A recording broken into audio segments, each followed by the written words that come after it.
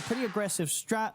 It's going to be a lineup that I think is going to look to sort of bring the chaos and just try and ensure that Ghost doesn't have the time to carry the game. Your anger is your anger. Yeah, let's see. I mean, I would definitely wouldn't bet against the Ghost Morphling. Also, so far when we saw the Sumail Magnus, like they do have GH Willow, right? They have really big signature heroes here. On the other side, I do think that Yellow Submarine's lineup is really strong. They have very good heroes. They have a lot of ways to kite the fight. They have a lot of ways to scale into the game. They don't necessarily have to play super fast with this Bristleback to win. They can go and get multiple items on the Void Spirit, the Axe, things like that. And Shadow Demon as well is a big X factor in the late game. So we do have a bit of an aggressive smoke attempt here for Yellow Submarine. I think maybe they were one of the teams that did this type of move yesterday as well. But Nigma are somewhat in position. Willow could get caught here. I think let's look at the Battle Hunger into the Impalement Arts. Could be a lot of damage and slow to try and chase down for a kill. They've got eyes on Ghost, so they want to try and mess with him. They've got the disruption. They'll certainly start to bully him a little bit. Here. And indeed he's dead. No chance of shifting enough HP against that amount of damage. So first blood going the way of Shikoda. And one of the men that you got to watch out for. Him on these aggressive supports, whether it's the Death Prophet or Ringmaster, he gets a good start. He can start to take over the game and especially take over the lane. Yeah, he can for sure. We've seen it throughout this qualifier. His Ringmaster is just something else, honestly, compared to the average Ringmaster. And look, this is what I mean. Look, very good start. He might have just been able to set up on a G8 to get the disruption. Yeah, walks over, drops a Battle Hunger. That's going to be another kill here for Yellow Submarine to start this game off. All right. Yellow Submarine coming in swinging, definitely not afraid. They even got the lane pushing back into the Axe here. Does give more level 2 for free here, but 2 kills, definitely nice start. Let's see how well Ghost has ever played this lane. The mid lane matchup as well, we're going to have to keep eyes on. See, sort of with that very nice attack animation of the Void Spirit, for Mirel's able to get a good amount denies against the Magnus, or Sumail with just the beefiness is going to be able to bully him out. We'll get a good steer under the tower, but of course Mirel does have a point in the dissimilar at the ready for those sort of attempts on him.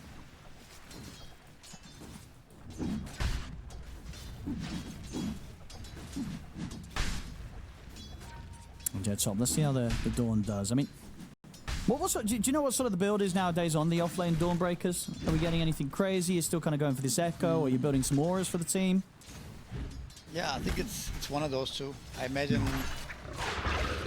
maybe this game he's going to go a little bit more physical damage based because he has the Empower as well.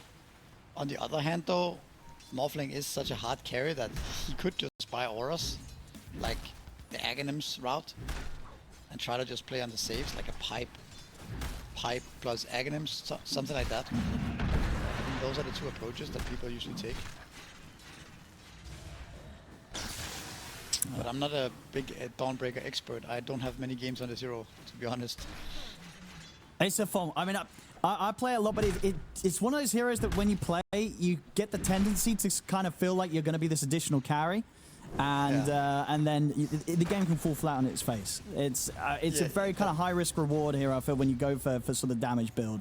Like, it either looks fantastic or you kind of ult in, your team's already dead, and then you die as well. So we'll see which way it goes for Noob today.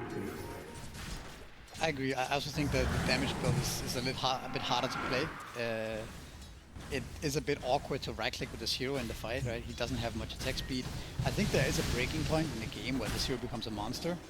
But that's like 4 to 6 slots, right? Then this hero becomes something else in terms of carry potential. Oh, there's also the Radiance build, I guess. Not sure we're gonna see that here, but that's also something where people were toying with a bit last patch. Modern. Inferno's gonna get the cool setup onto GH. Battle Hunger, a lot of damage, but GH should be fine, even with a couple of poison stacks on him. I would have needed a couple more to get the kill, so GH will live. So yes, at the moment, the mid lane is starting to stand out quite a bit here, Sumail, in this matchup. 19 for 4 against the 13 and 2, so despite this Void Spirit being picked in turn after the Magnus, yeah, not phasing Sumail at all in the laning phase at least. Just getting complete free farm here on the mag. Yeah. Not sure this matchup. I think maybe it's a little bit of outplay. Could also be just the threat of skewer back into tower all the time. Can be very annoying as a melee hero, right? You have to watch out constantly, and that probably gives him an edge in terms of last hitting. Yeah, look, see, starting to get some stacks ready here for the team. And we'll drop a scan, so, you know, especially with that move from Sumail heading down there, he's probably going to be aware that there is going to be stacks over there if Nigma Galaxy want to try and make a move at some time to contest those. I guess that's something we have not mentioned, how Shadow Demon is extremely good at stacking. And he has a bristleback, an axe in his offlane, and a bristleback as a carry, right? Two heroes that are very good at taking those stacks, which also means that Nigma has been in there and blocking the camps. What's up? They're going to try and fish a Coda. They will get him. But can they get out, though? Because the Quill Sprays are building up. Bottega is going to dive in and will indeed be able to take out Noob. So, end of it all, Bottega getting an effective solo kill, solo XP there as the carry after that attempt to bring down the support. So he's going to be pretty happy. And as you can see on the CS, also having a fine time, hitting the creeps up top. He's having a pretty smooth start. A lot of money as well, so we'll see what he wants to buy up. Anything big, probably just going to pick up the full treads. We have 1,400 gold farmed up on the bristle, so once he's got that sort of spent, he's going to hit quite a bit of a power spike. What's this attempt onto Morel in the mid? But Morel will be fine. Bottom lane as well. Morphling is... He just dies. That shouldn't happen, Misery. He just got disrupted into call, and I don't think he even got morph off. He just dies. That is, yeah, we weren't seeing stuff like that from Ghost the other day. It was pretty much flawless stuff, but yeah, getting caught like that, I think they'll get away with doing that once against Ghost, but I can't imagine he's going to get caught out like that again. Actually, I'm not sure if he got the morph off or not. You should be able to get it off, right, when you get disrupted into a call, I imagine. Maybe there is a time where you can hit the call. It was just sort of like frame perfect, yeah. Maybe it was. But maybe it was. But I mean, the morph has been nerfed, right? Yeah, sure. So yeah. Over the patches. Sakura does end up denying the double damage here and runs away. Can they catch him? Nope, don't think so. The water helping him out here. This axe is massive now. He's completely free to just cut.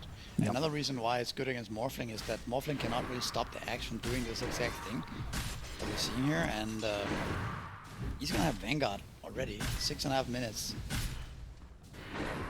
And that's gonna mean he's super close to being sort of fit to clear up the stacks. So you sort of add that on top of this. This axe is going to look ridiculously farmed. Let's see if they can try and find some action here. Top Nigma Galaxy. Both supports ready to try and turn. As Yakoda is able to juke out the brambles, is perfectly fine. And of course, Bottega at no threat of being gone upon as the bristle in this lane. So very sort of hard for Nigma Galaxy to make moves to kill anyone, really. You know, you go top, you're looking at a bristle. You go mid, you're looking at a level 6 Void Spirit with his Astral Steps. You go bottom, you're looking at an Axe who's already got this Vanguard and is very, very farmed for this point of the game. So in terms of the plays available for kind of the support rotations of Nigma Galaxy, it feels super limited. Yeah, I completely agree. I mean, we do see them smoke up here mid, so maybe the mid lane is the place to play around. They're smoking in to check out the stacks, I guess. Maybe get a sentry down on the Ancients once again. Okay, on the hard camp. But they're gonna wrap around bottom. This seems hard. But yeah, you're wrapping around with a easy. level 7 Axe with Vanguard, Bracer, Wand. Yep. See what they can do. Supports are very low. Well, they've got the Dawnbreaker ult coming in, so... Oh, a good disruption. We'll give him a little longer, but should be dead here, Lubsy. So it's something, but you are having to bring in your offlaner, use the Solar Guardian to get the kill, and of course you're not touching the axe at all. Yeah, I don't think you care about this at all as Yellow Submarine. That's a lot of time and spells invested here. Now you also know there's no Dawnbreaker ult. Look at Void Spirit's movement here. Look, Dawnbreaker just TP top as well. If he dies here, that could be devastating. Morel is going to get the angle. TP's out coming in. And that should be enough to sort of ward them off. So indeed, Noob will be fine for now. Sumail gets in position. We'll get the skewer back on a Bottega. Hex as well, but do they have the damage to kill the Bristle? And they're going to try and chase him down. The Brambles will hit. They get the setup. Good RP from Sumail and onto the two of them. It's enough to allow them to take the Bristle down. Can they get something more? The save comes in from Shikoda on towards Morel. Will allow the Void Spirit to walk away. So Sumail coming over, making sure that they don't let Yellow Submarine get away with that dive and are able to bring down the carry, take down Bottega. Definitely Sumail. He's going to be the one to watch here for Nigma Galaxy. He gets a good Blink Dagger timing this game. You know, he'll be the one that's going to turn these plays into actual kills. Yeah, I mean, he's playing the mag a bit more like a mid-tempo controller, right? Like a playmaker with this mag shockwave build. So he's definitely the guy holding it together for Nigma right now. I also want to comment how fast they were at reacting to this play. Obviously, Sumail had a haste, but the supports as well were ready to rotate across the map as they were just bottom lane. Yeah, Nigma have to be super prepared for these sort of moves. I can't let Yellow Submarine get away with those sort of aggressive plays this early on, 9 minutes in. We'll see how Omar is going to look to try and pick up some XP in the mid lane. So the big timing that Nigma Galaxy as a team is going to be looking towards is Sumail hitting that Blink Dagger. He's about half the way there at the moment, 1,250 gold in the bank. On the side of Yellow Submarine, it's going to be, of course, be that long road for Morel to get the Aghanims. And in terms of their sort of tempo control, it's going to be this axe. Infernal looking straight towards the Blink Dagger after picking up this Vanguard. Once he has that, you know, that's sort of going to be the key timings. The blink on the axe for Yellow Submarine and the blink on the Magnus here for Nigma Galaxy. Radiant's bottom tower is under attack. Yeah, looks like Axe is gonna rush the blink before the blade mill. So people try to just definitely do different things depending on the game. This one it maybe makes sense because you want to capitalize on being so far ahead. Maybe get some early picks with this early blink timing. But so far pretty quiet game for now. A lot of stacking. People continue to farm up. It does give Nigma Galaxy a little bit of time to recover from the landing phase. Willow is still level 4. Shaman did get his level 6 in mid lane, so they're gonna push on bottom here with the big snake. Infernal might just have to... Okay, now he's gonna bring him back up. I want to try and limit how much the push does here. Starting to chip away at that Mass Serpent Ward. Another disruption. They go for the Wheel of Wonder setup. He's got a lot of HP built up. It's not gonna have enough damage there to commit to try and kill the Morphling, but they will get rid of the Serpent Ward. Plus 252 gold, I believe, going the way of Lupsi for that one. And they do keep that tier 1 tower alive. Sumail thinking about the RP, doesn't feel that it's a good situation to drop it, so he'll hold back. In the mid, Mirel actually getting a fair bit of damage done to the tier 1 here with the pressure as the Void Spirit. So all in all, I mean, we're seeing both teams from Nigma Galaxy early on that reaction up top. They want to make sure that no heroes are dying. Yellow Submarine in turn, we're seeing these sort of TPs come into the bottom lane. They don't want to let their towers go away for free, even if there is this sort of Serpent Ward drop down. Yeah, it was also not an overreaction or some kind of commitment to go on the Morphling there. They just defended their tower and reacted properly to the pressure from Nigma. The Void Spirit stayed mid, right? Bristleback was just continuing to farm, so they didn't overreact to anything. But Bristleback closing in on that Aghanims. That's the build that we have not seen that much, pretty much since he got nerfed. But it's definitely still strong, especially when it comes out this early on in the game. It's a lot of quills suddenly. Oh, we have a noob going for the Aghanim straight on Dawnbreaker, so there's the answer. What he's gonna find. Okay. Always interesting to see, because obviously, quite different to the Aghanim Scepter upgrade of old for the Dawnbreaker. Some would argue it's not as good. It's very kind of situational. Right now, you get the bonus of instantly being in the fight, or much sooner getting into the fight than before, and being able to commit in and knowing that you're still going to have kind of these pulses going on around you. But kind of defensively, not having that evasion that you used to grant to who you were hovering over can mean that sometimes you'll come in with that and you won't necessarily be able to save someone. Okay. I actually didn't know this was changed. Yeah. But I see it now. So it changes it quite a lot. We'll see if we get the skewer back here onto Bottega, but TPs are coming in. They won't have the damage to kill Bottega. Oh, is it? Well, Noob's going to put himself back in. They're still kind of teasing around with it because they do have the blink up. The poison at the moment is on Chanel, so can't get the blink in initially. Noob's taking quite a bit of damage, so he'll have to back away. Jump forward, he'll get the skewer onto Lupsy into the Hex. They should be able to at least kill off the Shadow Demon, but the rest of Yellow Submarine will be able to keep their distance. This was some good stuff from Nigma once again here. But again, Void Spirit doesn't connect and hit the rune here. RP. And here's the follow-up. Solar Guardian comes in. They've got a good amount of lockdown. It's enough. They've caught Morel. Big kill to find here. And a well worth the RP from Samel. Radiant's bottom tower is under attack. Maybe it's a little bit slow from Yellow Submarine this game, allowing Nigma to set up that snake bottom, making rotations again here top, forcing the Yellow Submarine to move around the map, putting a lot of pressure onto the towers as well. They don't quite have the items yet. They don't have the blink on Axe, or the Aghanims on Bristleback, or the Aghanims on Void Spirit, so they're just that slightly behind in their item timings and allowing Nigma to put some pressure here early on.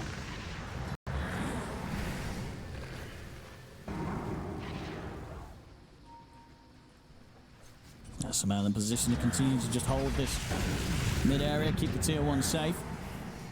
We have a Axe Blink Dagger now, and massive stacks as well. Let's see if they're gonna find something with the smoke here. Willow is like the worst target to run into though. They'll settle for it. They get the call and even drop the wheel. So I guess, you know, it's been a pretty slow game in terms of kills, so I don't feel the need to hold back. They see an opportunity, they'll make sure they guarantee it. It's better than nothing, and that leaves the push onto mid lane possible as well, right? So probably gonna end up getting the tier 1 here, which is very big, especially when you start getting your item times online. That the mid tower is down means that the map is a lot more tricky to play for Nigma. Yeah, about 1,200 or so gold away from the Aghanims now on Void Spirit, with an extra bit of gold picked up from the tower hit. So they will finish up the tower on top, so Noob. About 500 or so off from having the Aghanims. And yeah, I just gonna be interested to see like how impactful this Aghanims is, because sometimes it can feel really good getting the rush on the Aghs if you are able to find these sort of chances to fight, and obviously do have great setup to enable him to quickly jump over and join. One of them being this blink on Omar, so Omar will get the opening. Doesn't quite get the follow-up control though onto Morel, so he'll jump away, and that will be a Serpent Ward put to waste. Yeah, that does feel a bit wasteful. Would have been better to get that mid tower down, or at least pressuring it, right? But it is what it is. Not the end of the world either. We have another smoke coming out here, and this is without the Axe actually. He's just farming around bottom. So let's see if they can catch the Dawn here. He can TP to his allies, right, with the Aghanims. He has a ward, so not gonna find him. Yeah, I think the problem with the the problem with the Aghanim sometimes can be if the target gets bursted before you come in, before the heal kicks in. Yeah, if you're able to, once you're there, right, the heal is a little bit stronger with the Aghs. Yeah. But yeah, if the ult itself doesn't save or like do anything crazy, it's a big investment, especially going for as your first one. I think, you know, a lot of times we'll see like Dawns pick up like maybe a blade mail first on the way. So right. for this to be value, we got to see some big stuff come out with some Solar Guardians from Noob. Yep. At the same time though, it doesn't take much for this item to kick in, right? If Yellow Submarine commits to a big fight and the Aghanims is the deciding factor that ends up saving Ghost or Sumail, for example, and they win a team fight on the back of it, it's all worth it. Bottom lane, got the Axe. And Ghost able to get the hit on that. Nice kill for Nigma Galaxy to pick up. Smoke coming in. They're ready to keep the ball rolling here. Try and go for these plays whilst they know that one of the big heroes, the Axe, isn't out on the map. They've got the ults, they've got the RP, the Solar Guardian ready to go. Mirel will be quite the catch, and they'll find him. As they get the Hex. into the shackle. The defensive disruption will come into play. Skewer timing is there for pushing him into the bramble. The wheel's going to get laid down to try and hold back Noob, and Omar gives Morel the chance to fight, the chance to run. The Solar Guardian comes in, but Morel's able to quickly jump away with the Astral Steps, and they'll lose GH. Back over in the river, Shikoda gets caught by the shackle. Nigma Galaxy will find themselves a support for support. Voicespirit surviving that long was a bit surprising there. Disruption coming in clutch. The supports in general saving him out there. But now they are pretty much online on Yellow Submarine. They're so strong now. They have the Blade Mill and Axe with the Blink Dagger and the Vanguard. They have the Aghanims up on Void Spirit and the Aghanims up on Bristleback. So this is pretty much their timing, Yellow Submarine, for the next 5 minutes, where they're going to be very, very strong to fight into. Radiant are scanning. But we also saw Nigma yesterday being very good at evading and dodging and taking the fights on their terms. So not necessarily going to be that easy for Yellow Submarine to press the issue here.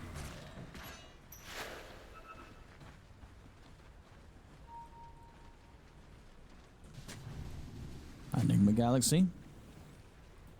Eyes around the mid. Submail and Omar ready with the jump. They'll just drop the Serpent Ward here and try and get the tier 1 off the map. Should succeed. It's going to be kind of difficult for Yellow Submarine to come over and hold this. So they're just playing on some end of the Yellow Submarine. Yeah, that's true. Yeah, they got the setup. We'll see the smoke come out for Nigma Galaxy. I mean, can they get up here in time, though? It's in less than 10 seconds, getting to this corner might be difficult. Scan's been hit, so Yellow Submarine are going to have a pretty good idea that this sort of sweep's coming in. It should just die too quickly. Yeah, Bristleback kills are pretty fast too, right? Yeah, they got it easy here with the Battle Hungers, with the goose stacking up. Closing in very, very fast here. Can Omar get the grab? He's in. He's going to find the Hex on a Bottega. We'll see for now Infernal watching from the sidelines, considering what to do. We'll get the jump in.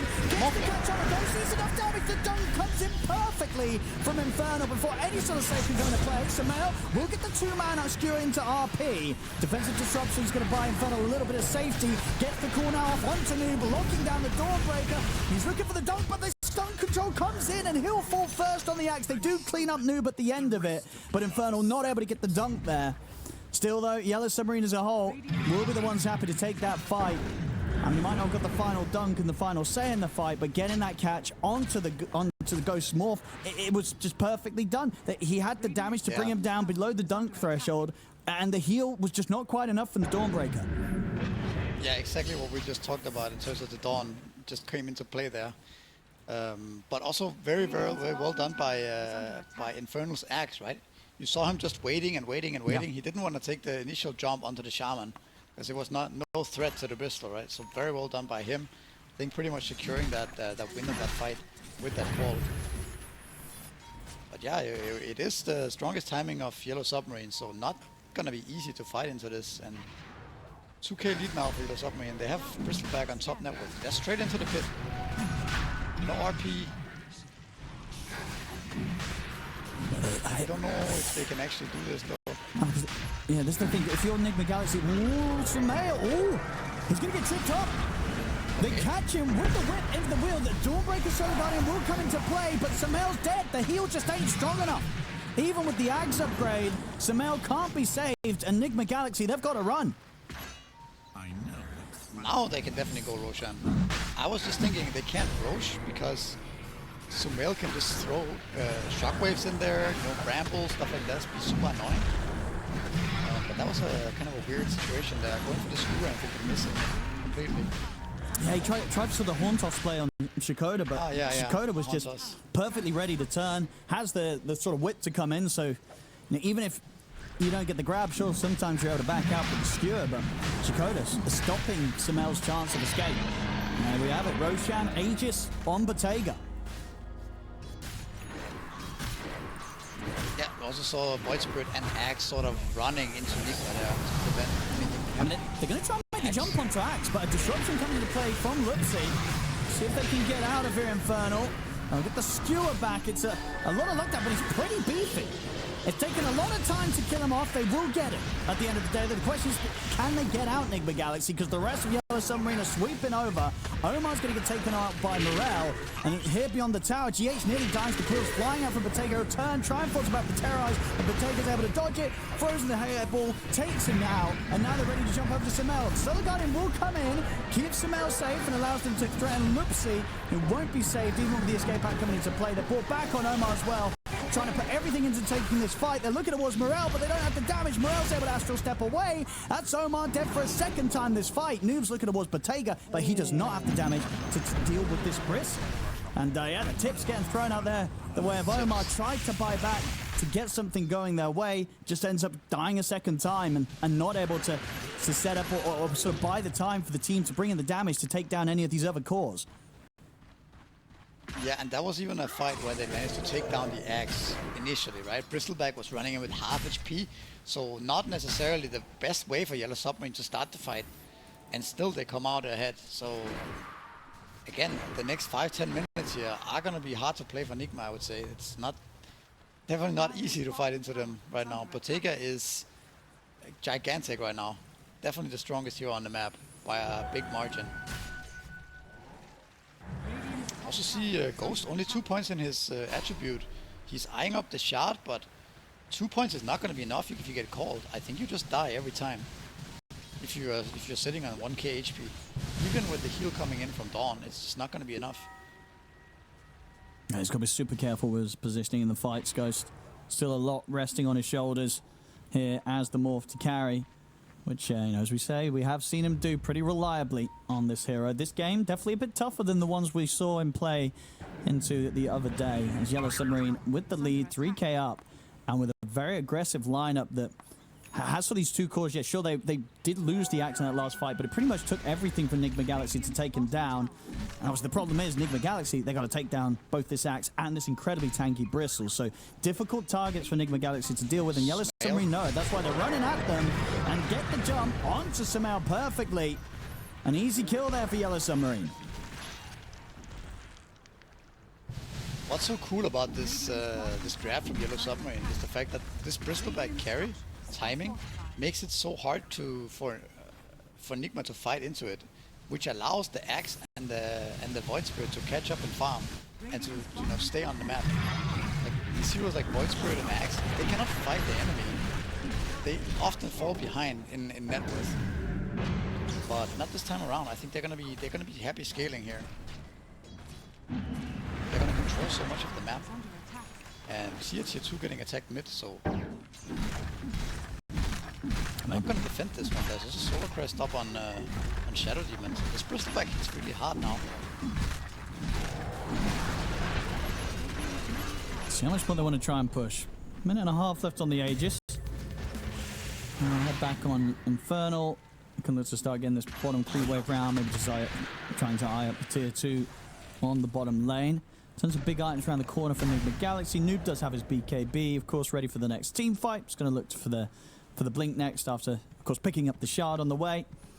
And then for Samel, it's the BKB timing that we're really looking towards next. He's still a bit of a way away from it. Once that's there, Samel should have the chance of finding some pretty nice RPs in the fight. Sure, they've got the saves coming into play, but ultimately it is still 3 melee cores trying to jump in onto them. So definitely options and chances that we might see some big plays from Samel in these team fights. Yeah, and Aegis is about to run out. Look at the way Nigma is setting up bottom lane. Maybe looking to be a bit surprising here. Samel's in position to potentially skewer Bottega in, but you don't really want to go on him before you know that the Aegis is about to run out. 20 seconds here.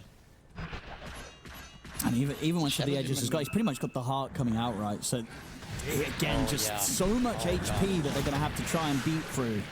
We've got 3,800 HP. This is a hard kill. It really is. If he gets an armor item after this, just a casual plate mail, the effective HP on this guy is kind of out of control.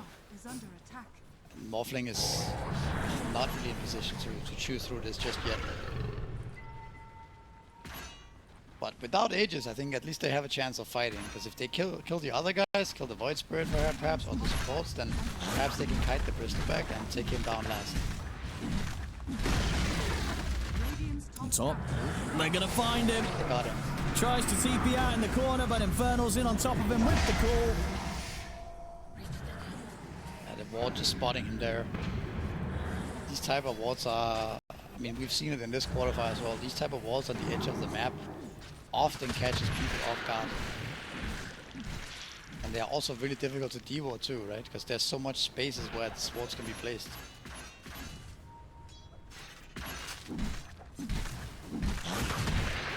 And they're ready to push in top, bring the wave round. Look to take that final tier 2 tower away from Nigma Galaxy. Whilst obviously on the other side of things, Nigma Galaxy not quite in position to have been able to take a tier 2 as of yet. They're going to try and poke on forward bottom, but it's still very scary getting out on the map for them with the amount of jumps that Yellow Submarine do have to start plays off. And yeah, these tier 2s are just in no sort of shape to hold them. For Nigma Galaxy, it's going to all be about that high ground defense, which they have got a pretty good one to come in with, obviously around the Magnus. Sumail could get these big RP players, skewer dragbacks from the high ground. They can definitely sort of make the next step of progress for Yellow Submarine that little bit trickier this game. At least they have the big Serpent Ward, right? To be able to take down this tier 2. Because the way Yellow Submarine were playing was only Bristleback showing for a long time. So Nigma were really scared to hit this tower, but Snake making sure that they at least get a little bit of trade there. Oh, Omar. Should be a freebie here for Morale. And put the Gale Guard, try and get away with the Hex. Is going to give him a chance to get the blink off. It will. So right. now Omar's out. Nicely done. He'll live this time. Look at Nigma setting up a potential goal here on bottom lane. If anyone wants to TP back and defend this, they are ready with Morph and Mag here. Now, who do they catch? Maybe they get lucky with a little Ringmaster kill. Is setting up some nice. They're TPing out, so nothing gonna come out of that one. Ooh. Again, another thing I want to highlight is, look at top, by the way. Again. Noob. Put the BKB. He's got backup on the way. He's going to... Okay, he'll get out with the ult just in time. That was a little risky. Of course, they've been helped out there by the quicker cast time due to the Aghanim, so that does actually save them there in that situation before the Axe call comes in.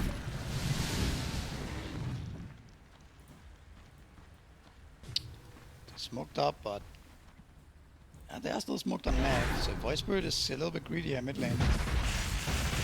Not gonna attempt anything. Yeah, but I just want to highlight that Void Spirit has a gem, and I think that's something that Yellow Submarine has been doing consistently in their games. Buying up that gem from Sakota pretty early on, and putting it on Mirel or Bottega. Making sure that they get the easy deals moving around on the map. And then another Tormentor going the way of Yellow Submarine. Yeah, always sort of seems like a safe bet to give Morale that gem, especially when he's on a hero like this, right? Only had the one death so far this game, so pretty unlikely that he loses it. And these next few fights, unless he makes a big slip up. We'll see the smoke come in from Yellow Submarine. In terms of timing, so the Solar Guardian's back online for Noob. He's going to have BKB again in less than 20 seconds. We'll see the jump. It's going to be there onto Omar. And so Omar this time won't get the chance to run. Gets his head chopped off by the axe. Your actually foul play doesn't work against the culling. Yeah, I guess it's basically is health lower than this, then they are rest in pepperoni. But let's see in the mid. Disruption comes in into the wheel of wonder. Sumail take a lot of damage. The heals are coming in from Noob, but it won't save Sumail. Sumail's dead. He's gone for a minute. They lose GH as well. Ghosty has to BKB and get out of here. There's three of them. I mean, they don't have buybacks on the two of them. They're going to take a lot of damage here. Yeah, this is... Bristleback has another 5k gold on his inventory, and they're going high ground. Pretty much ending this game right now. That Absolute was crazy. Yeah, Sumail, I did not expect to get caught like that. Tries to make this move. He didn't quite have the money for the BKB, so had to make it without. That looked really weird. He blinked in and screwed towards the Yellow Submarine lineup, not even back towards this fountain there, so maybe misclicking or something like that. That's rough. it was kind of the feeling that Nigma's game was hanging in a thin thread. One little mistake and they could end up in a situation like this. Because this Bristleback is completely out of control. Yeah, he's chilling. Get a snipe on the courier though. And I think maybe a full AC. It was, yeah. So at least taking that away, but as we can see, AC or not, this Bristol's still coming for your base. Backdoor protection will kick back in, and the respawns are there, so they won't get the second set of racks, but a lot of damage done there. Yellow Submarine take the mid set.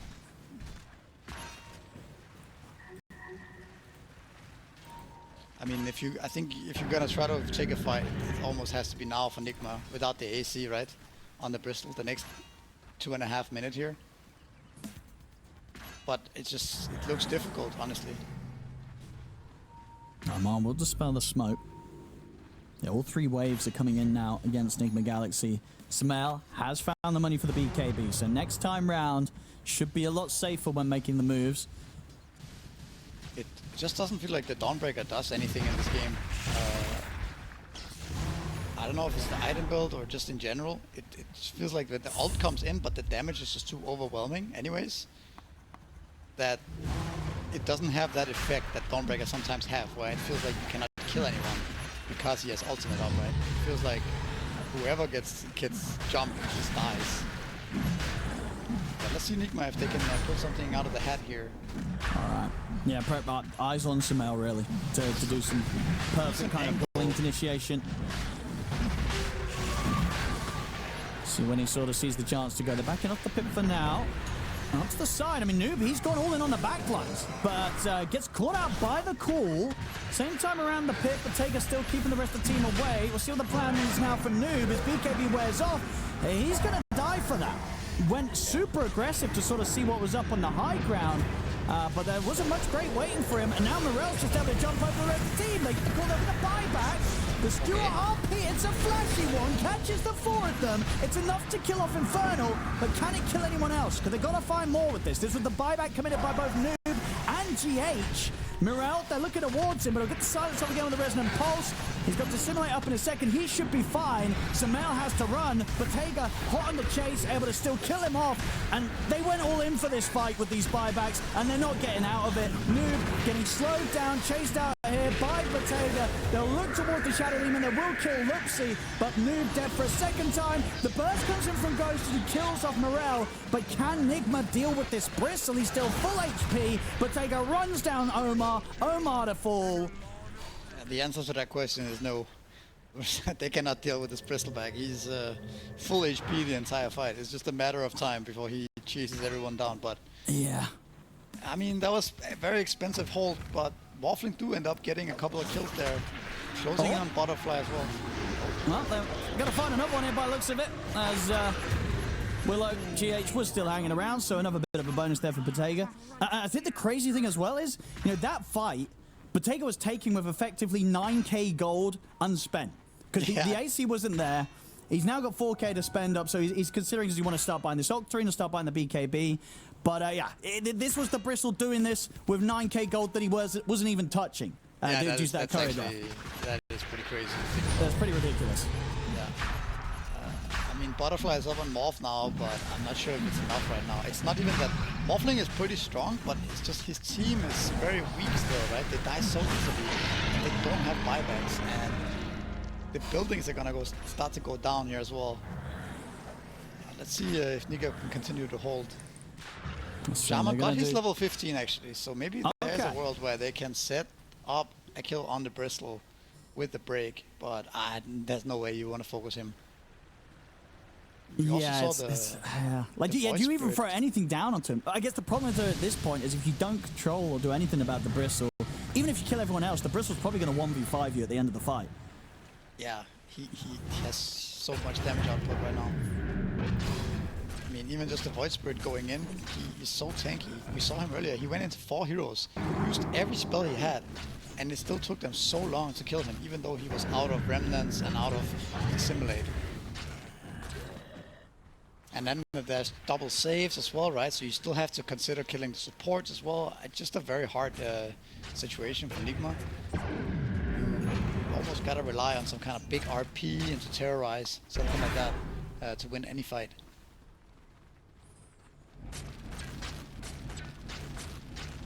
Nigma, we'll see what the next move's going to be. Another Level fire being queued up by 25. Noob. Yeah, this is getting pretty out of hand. I mean, Botega's just doing it again. Yeah, like he on is. his carry. This, Like this man is a beast. this guy's good. This guy is really good, yeah. And then I don't know if it's just me not knowing who this guy is, but this guy is a beast. Know him now at least. Oh, we do. Yeah, we won't be forgetting this name after this run in the qualifiers from Botega here with Yellow Submarine. Definitely a player to watch out for. I saw in Twitch chat somebody say that this guy is 15, 16 years old. So It's pretty for crazy. good reason we don't know him that well, because he's up and coming youngster here. Yeah, I got to check. He might not even have a Liquipedia page. I imagine. Oh, I'm sure he doesn't. Let's have a Nico look. Yeah, from, indeed, he doesn't. He does not have a Liquipedia page. Nico from Navi Junior, I believe, is also somewhere in that age range. So this qualifier is the story of the youth, the new youth, because it's Yeah.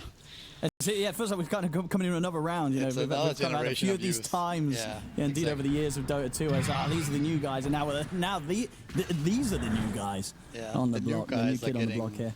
challenged here. Let's see what they can make happen here. Nigma Galaxy, tough spot to be in right now. Down 17k. Very limited options in making plays out on the map.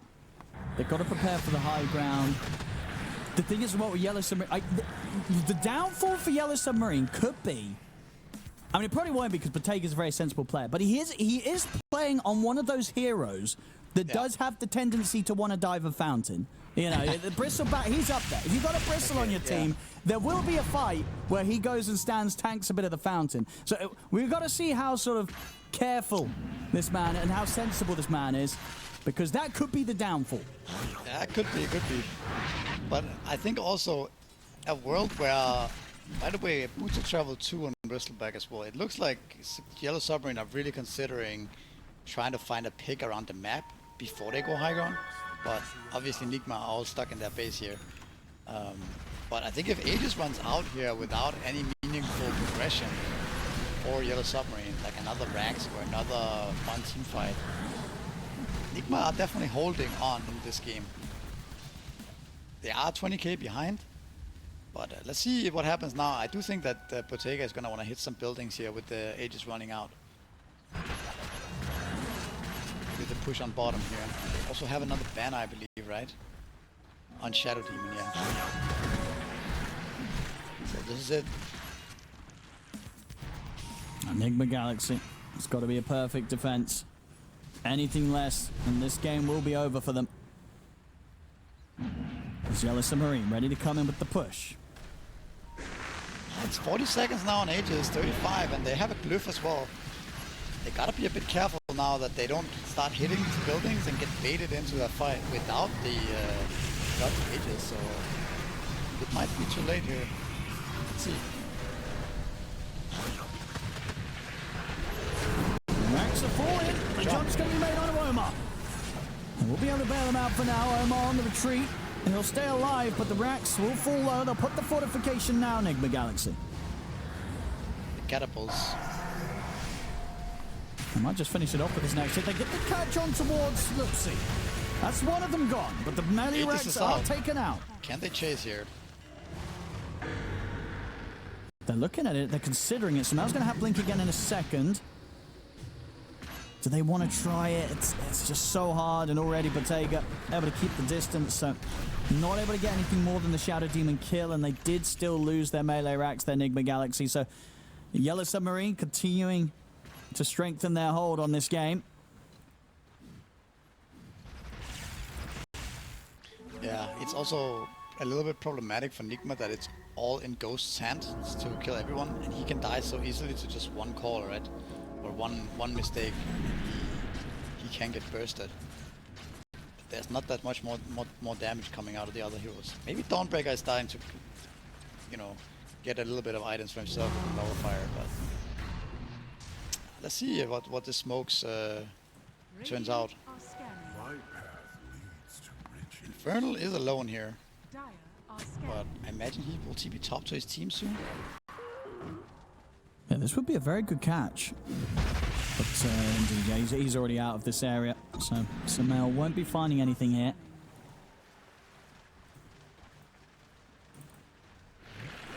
There's Yellow Submarine, ready to make moves towards another set of barracks. Or, of course, can play it safe, wait for the Roshan. Almost certainly in a spot where they don't feel too pressured. They're going to maybe look for this twin gate play. See if they find anyone down there, because as we can see, Nigma Galaxy do have a few of them out on the map. Might just be a free support grab. Omar, he's actually out perfectly in time, so with that in mind, should get the information to make sure that nobody from Nigma Galaxy gets caught.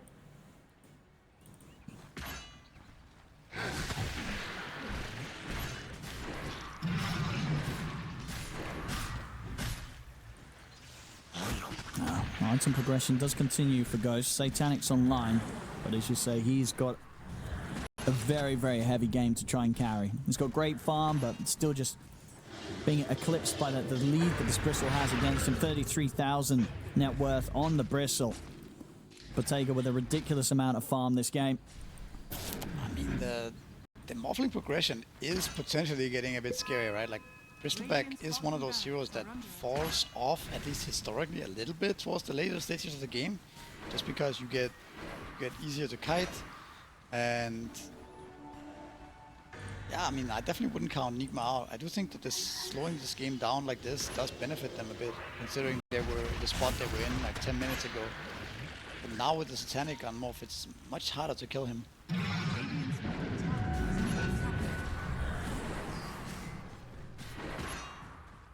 Can Noob solo this time? Doesn't look like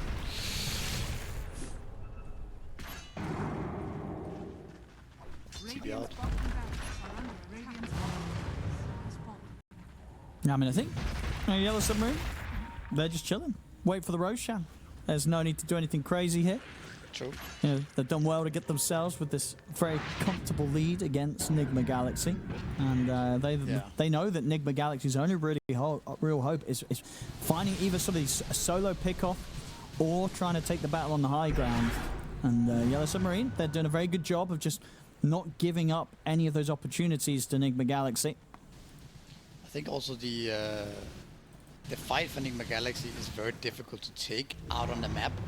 Right, against, because you kind of have to use your base defense as the way of fighting. Taking the fight around Roshan is extremely difficult against the Void Spirit jumps, against the double save. You don't really know where the supports are going to be hiding, right? The Bristleback is running around hasted. You can't really burst him, but you still have to respect his damage. So maybe Nigma can fight into a high ground, like the position they're in right now, but if contesting that Roshan is very difficult. So probably Yellow Submarine are very aware of this, and they don't mind waiting for the next one and taking it a bit slower, like you said.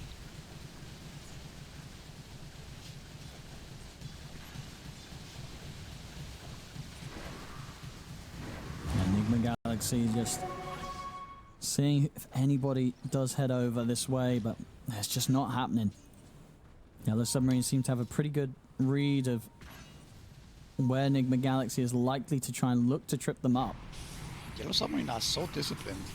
Yeah. Then they're so following one game plan, right? They're not attempting anything. They're not getting creative or getting impatient anyways. Okay, let's see if there's a casted curse now. They are looking to be a little bit more posturing here, but maybe they just want to deward this triangle, which is not a bad idea. Look at this. Very methodical, very well done by them. Roshan is up. Now Nigma lost their ward. Because the question is now, if you're Nigma Galaxy, are you going all in for this Roche fight or all in for the high ground defense? No, like I said before, I really think it's difficult to contest this Roche. Just fighting in that area. Look at the position from Infernal, right? The SD's behind the pit, the Ringmaster's in his position as well. They're gonna try, because like they know that, of course, giving Bristleback another Aegis is gonna be doomed for your axes, but Noob, he's going to lead in first, try and get us some information. They'll see that the Roche is at half HP up to the side. Ghost does get caught by the initial taunt. And they won't have any further lockdown. He'll try and turn his attention over towards Bottega, but now has to back off. Bottega, he's ready to move in. The call, it catches Noob. They drag in the Dawnbreaker. He'll get the BKB off Noob. See if he can pull his way out of this. Samel tries to get a skewer connection, but doesn't get it onto anybody. That's Noob gone. Noob does have buyback Solar Guardian at the ready, but Samel's already dead. Samel, he'll now buy back. Off to the side, Serpent Ward's been dropped, but the BKB and the jump to the side will keep Morel safe, and he's ready to get back in. Turns in, nullifies, thrown down onto Omar. Omar will die. They have to set up into the Solar Guardian. Infernal will fall pretty quickly, but the escape pack comes in. Infernal, he won't even die. He survives. Ghost will wait for Ford to finish him off, but can they deal with the bristle? RP's there. Do they have the damage to threaten Bottega? They're looking towards him. They're punching into him here with Ghost. Bottega's getting low. Can they finish the kill? The escape pack's there again. Bottega gets out to the side. They'll catch him with the hex. They've killed him off. Ghost able to kill off the bristle, but can Ghost survive? The taunt, the fear coming in from Shakota. You have to wait for back. Tries to stand his ground against Morel, but the remnant clips onto him. Ghost caught in the midst of the action. Can't escape. He's dead for 100 seconds. Omar to fall as well. Samel, no buyback available after that dieback in that fight.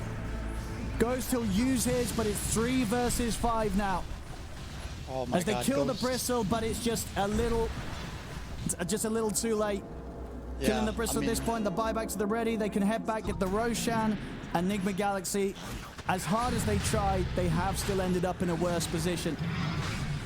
when you saw all the stuff we talked about play out there, right? It's so hard to get on top of the supports. The Bristol bag is just going ham. You know you cannot focus him, so he's just in your face, killing multiple heroes. But yeah, Ghost carrying so much weight there. He dealt 13k damage in that fight.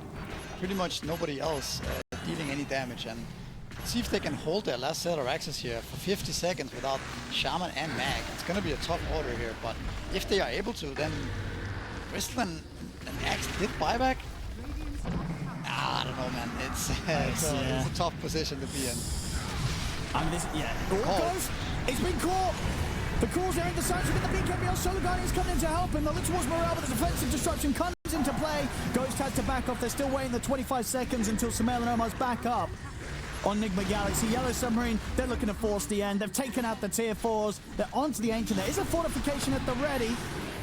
As Nigma Galaxy with the 3 of them, they're trying to take the attention off the Ancient. BKB's going to be popped up by the taking Ghost. They're going to go straight towards Lupsi on the Shadow Demon, but the call comes in. Infernal's caught Ghost. Ghost, he'll try and stand his ground here, but the Blade Melon BKB's up the throne. It's dead. This game is over. Yellow on this one, because it does seem like, you know, it does seem just like a better Dawnbreaker game for Infernal as opposed to what Noob was having to play against, even though they did also pick it, obviously last game for Nigma Galaxy in game 1. So let's see how this one goes down. Nigma Galaxy, they need to get the win here, otherwise their road to TI will come to an end. Ooh, we have another play from both teams here, very aggressively by Yellow Submarine. Probably want to block that camp again, like we saw last game as well. Or are they just doing this to get a first blood? So they will block the camp, but Nigma also being very aggressive here, and a very aggressive ward on top of that. This is a very interesting setup here. And they get to spot each other, so very counter, or what would you say, anticlimactic. Unlikely anything's gonna come out of this now. Nigma's still going to try and push in. Or what? GH. And they're going to try and fight this here. We'll get the grab with the shards onto Lupsi, but Lupsi will stand his ground with the shackles. Coming in with the orb, pretty much under the 3 of them. Who's going to fall first? It is going to be Lupsi. So first blood goes the way of Samel. Can they get something more here perhaps as well? Infernal's been surrounded. It's going to be a second kill here for Nigma Galaxy to start this off. Bottega also in a whole world of hurt here as they've surrounded the Doom. They're going to be slowly able to bring him down as well. So 3 kills for Nigma Galaxy to start this game 2 off with. And first blood going to Samel. Okay, that was really weird for the Yellow Submarine, in my opinion, that they went in like that and took that fight. Because they just saw the gyrocopter, right, on the low ground, and the only reason gyrocopter would be there at that time would be if he has his team's backup, right? But maybe they just thought they were stronger. I just find that a bit strange to give up that opportunity for Nigma. But again, the last game was the same. Maybe they just feel like, okay, let's give Nigma a chance. Let's give them a couple of kills here. from the start. Well, let's see how much damage that does do to them. Quite a bit of gold, and we saw in obviously last game Smell having a very good lane on the Magnus against the Void Spirit. We'll see how well he's able to CS against the Poke. Should still be pretty good, and especially with a start like that. So Smell should be on track to have a very, very chill laning stage.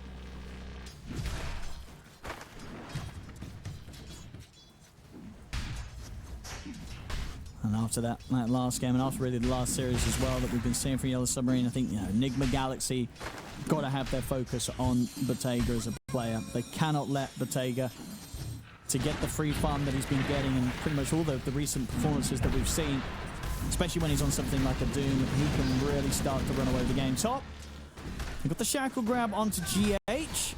He will be okay. Oh, no, he will not. In fact, okay, never mind. That right click and a shock was enough to take him out. Bit of a nasty surprise there for G. I think he thought he was alive as well, but no. Lupsi has enough there. He hits like a truck, that Shadow Shaman, early on. Quite a nice kill for them to find in that top lane.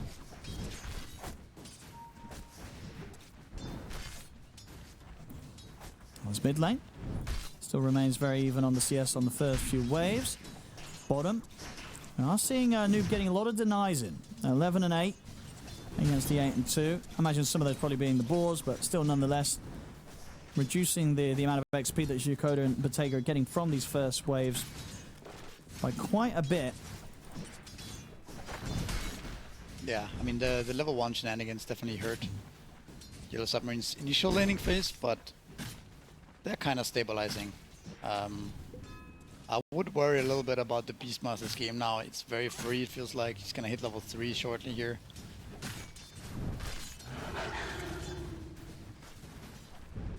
This is the type of game the Beastmaster needs to be snowballing, and he's got it. Yeah, no excuses for Noob here with the solid start that he's been able to find in this lane matchup. Should be set for exactly the opening that he'd hoped for as the Beast. Yeah, Bottega be able to continue to find good farm himself, but very unlikely to be able to put pressure on the Beastmaster. Top lane, good shards here to block in Lupsi. See Infernal come swinging across though to help out. They've got the snowball as well, closing in onto Lupsi a second time. He will die.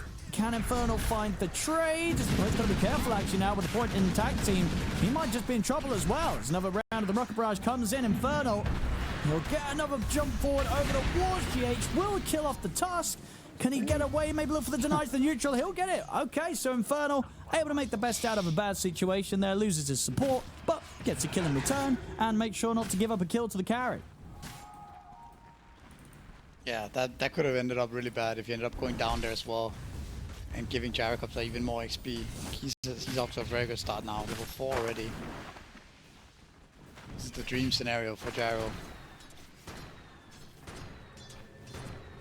Yeah, every lane is going really well for Nigma this time around. Yeah, much smoother already, even just in these early minutes. And good CS and not getting caught out here. Supports in particular, you know, Omar. Very, very hard for him to really die against these two.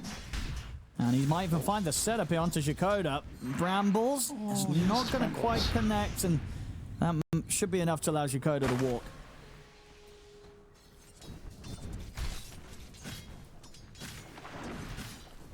It's already 400 gold off a Dominator on Beast. That's super early.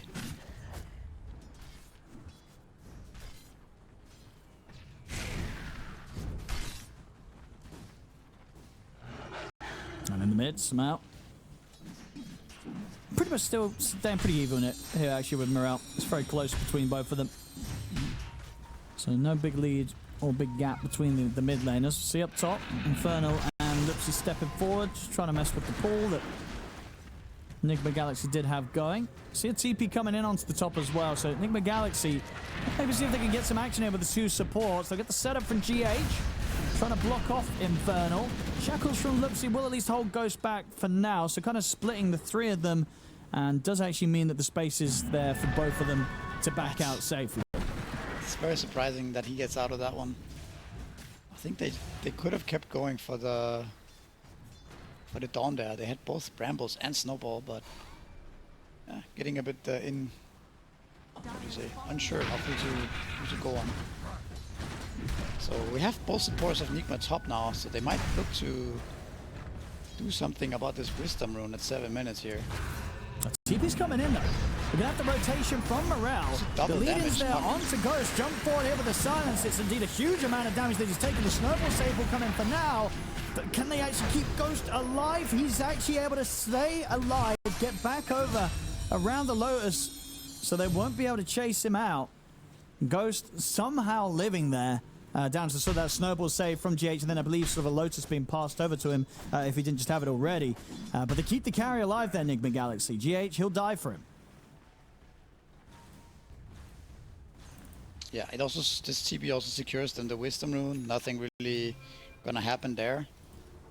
Meanwhile, bot though, Beast is hitting level 6 here. He is out of mana, but already has the Centaur up. Double ball, the tower is gonna get pressured. And yeah, this is not something Bodega can stop by himself here. That tower looks to be maybe even going down here, just like that. Yes, super early. I mean, he's going to step up in Bottega. He's got backup from Lupsi, but Noob, he's got backup from the two supports as well. The curse will come in, but they're able to again buy safety with the Snowball, closing in on towards Lupsi. Bottega's going to try and chase down Noob. The shards from GH block off Bottega's chase, so Noob gets the space to survive. And Noob again, it keeps this pressure on. Really wants to try and finish this tier 1 tower off. I mean, Lupsi's very low, so has to be careful. Curse will come out to the three of them, but it won't stop them from moving in, killing off the Shaman as well as taking the tower. And just already, I feel like in these first 8 minutes, we're seeing Nigma Galaxy just be so much more on the ball as opposed to what we have from them in the early game of Game 1, right? This time, the movements, they're coming in smooth. Mid, Mirel will be able to find the pickoff onto Omar. But overall, so the map play from Nigma Galaxy, it's leveled up from Game 1. It is a lot better for sure. I think that was also a very important moment. The fact that both supports were ready to back up the Beastmaster there. If Beastmaster goes down there trying to get the tower, that would be a huge upset for his game and a big win for Yellow Submarine. Instead, they get the tower, they help him out, and they end up getting a kill in return as well. In the mid lane, Omar was trying to deny the Arcane Rune away from Puck, but he was completely out of mana after that fight bottom, so ends up going down instead. Puck is doing really well though, so he is kind of the problem hero for Nigma this game in general as well. I don't have good heroes to deal with Puck. See around the mid. Jay's going to try with the setup. Morel's able to jump away with the Waning Rift. Orbs out. He's fine. Just wait for the thrill Noob. Hold him. Okay, he's got the Roar. The Solar Guardian is coming in and they've got the shackles onto Noob, so they'll just turn towards the Beastmaster. Orbs back up, so Morel can jump out and survive there thanks to the reduced cooldown off the back of the Arcane. Infernal does get caught out after he jumps over to save, and Nigma Galaxy, with the fact that they killed off the Dawn, they want to try and push on for more. They dive for tower, take down Jakoda, see if they can focus towards the Puck. Thinking about the RP, but the jump's already out from Morel. Still, no, the pressure for Nigma Galaxy works out. They only lose GH. They get 2 kills for it. And that's despite sort of Yellow Submarine trying their best to turn up using the ults like the Solar Guardian to try and turn things around. But yeah, Nigma Galaxy still come out on top. But at least they saved that tower there, which is probably the more important thing in this game. The Beastmaster in this type of game loves to come mid, gets that kill and take the another tier 1 down, right, as quickly as possible. But the fact that they managed to defend that could be a big deal here. If they can keep up this mid tower, it does slow down Nigma's game a bit. Also, the Arcane Rune ended up being such a big impact in that fight. Yeah, it really did. It saved his life for sure. Morel being able to jump out as he did in time. Yeah, a bit worried about the Dawnbreaker. Like, he did go down in that sequence there. His game is not great already, and yeah, we saw the impact last game. It was not that good. He is going for Blade Mail this time around. Yeah, I like this much more. I mean, this is just a much more kind of natural build-up from the off lane, and obviously, yeah, Blade Mail feels super nice this game, especially in particular against a Gyro who Ghost does want to try to turn up to these fights, but once the Blade Mail's out, he's got to be careful how he drops the ults, drops the flat cannons. Yeah, I think it's also a nice item to buy when you are a bit lower net worth. Yeah. I mean, it has more value than other items would most of the time. But the fact that Puck and Shaman are posturing up mid here is very annoying for Nigma, because they have to worry about the big snake getting dropped onto their tower. So they have to sit multiple heroes and also protect the Magnus, right, from getting coiled up. But Nigma swarming around this mid tower. They would also love to punish Yellow Submarine here. This smoke is one of those smokes that could be very impactful if they can kill the beast here. Oh, that would be a big kill. Leading with the silence, they've got the shackles, and they've got the Solar Guardian come crashing in. Noob will get taken out, as well as the Centaur. We'll see at the same time, over in the mid, Shikoda does get picked apart here by the rest of Nigma Galaxy, but obviously as a whole, Yellow Submarine finding that much bigger kill, taking down Noob, who was well, no, he was the top net worth on the board, so a big kill to find. They slow him down, and sure they lose the silencer, but they're still managing to just keep the pressure off this tier 1 tower mid. They're keeping it alive. They are, and it's also, considering what has happened this game, how hard Nigma won the lanes, the fact that they're keeping it down to 1k net worth is also a win for them. And here comes the snake, I think, in mid lane, yeah. And you gotta deal with that if you can. I mean, that's the, yeah, it's like, I'm almost like, I don't really want to start hitting it. It's just, the fortification will provide a little bit of safety. Here with the two of them, they will finish it off, but damage does get done to the tower. They keep the tower up, though. That's 250 gold, actually. It's a lot of money. That might have been a little too optimistic, actually. Just dropping it and leaving completely. But they had to respond to aggression coming in top from Nigma, so... How's Bottega doing? He's got his Midas, going for that Radiance build. He's also catching up. Oh, Willow. He has been caught here, and he's going to try and play his way up with the Bramble and the Terror Rise. He's still holding on to the Terror Rise, but even if he lands it now, it's too much. Dream Coil into the Shackles.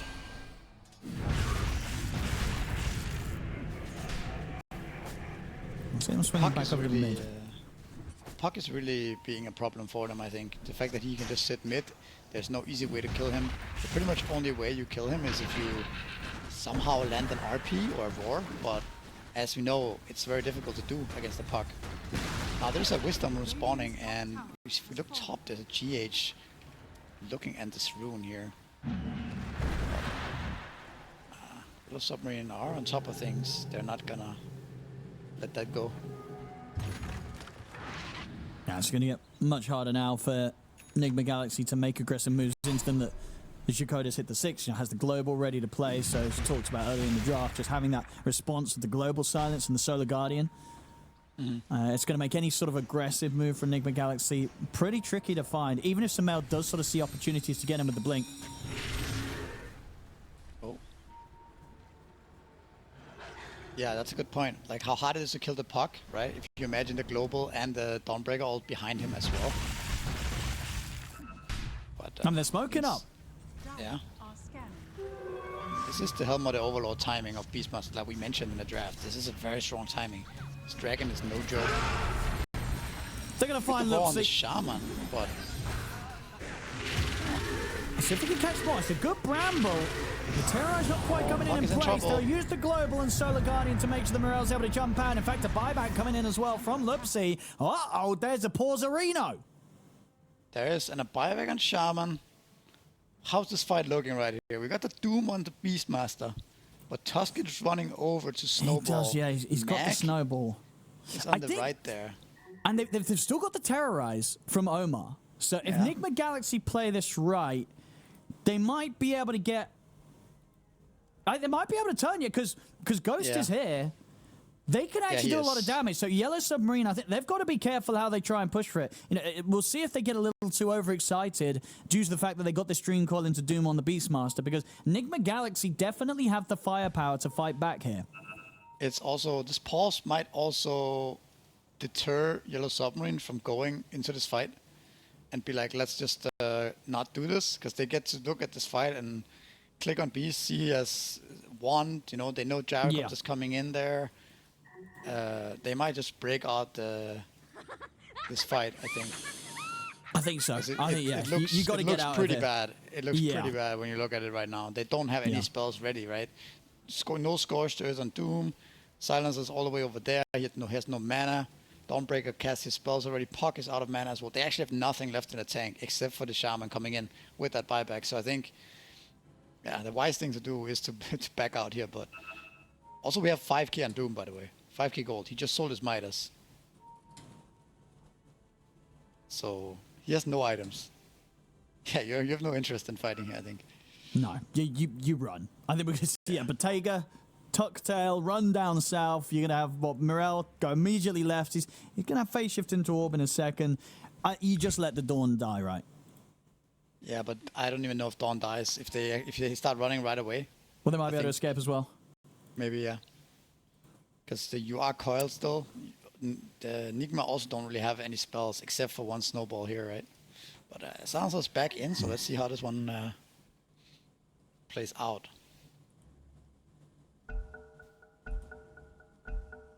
Let's have a look. Well, they're pushing forward. They do have the Serpent Ward that they'll drop. Okay. But, yeah, they're not winning this fight.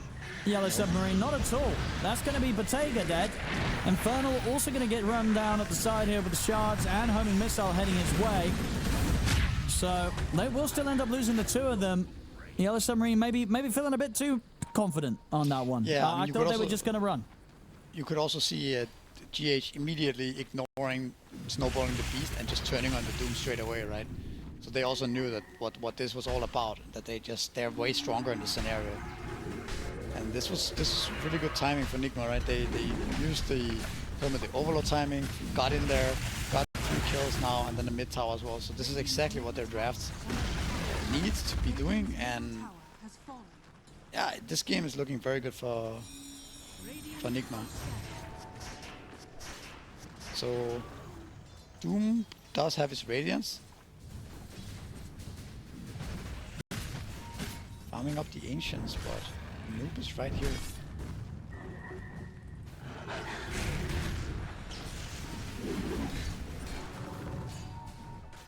It's going to be a bit scary to get out into this part of the map. They'll try and get the wards down.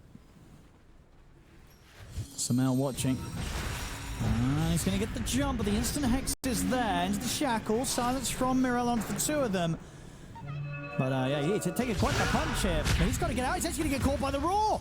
Whoa, a little bit of a slip up there from the puck. Morel tries to poke forward and he can't get himself out in time. He gets roared. Yeah. I mean, also looking at the Beastmaster game play out like this, when he has such a good game like this, snowballing so hard, it's a very good Beastmaster game. Both supports do nothing to him. The Doom is also having issues against Beast, and he's controlling the map completely right now. He's gonna have a very early pipe. It looks like he's going pipe, so it's gonna be an early pipe, and that's gonna be even harder for Yellow Submarine to fight back. They have this Dawn hero, which I don't know what this hero does. Yeah, it's not looking. They're not selling it to me today. No, they're not. Neither of the teams. Yeah, same. So what ended up happening actually now is that the puck's net worth has dwindled down. The bottom of the course after having such a good start.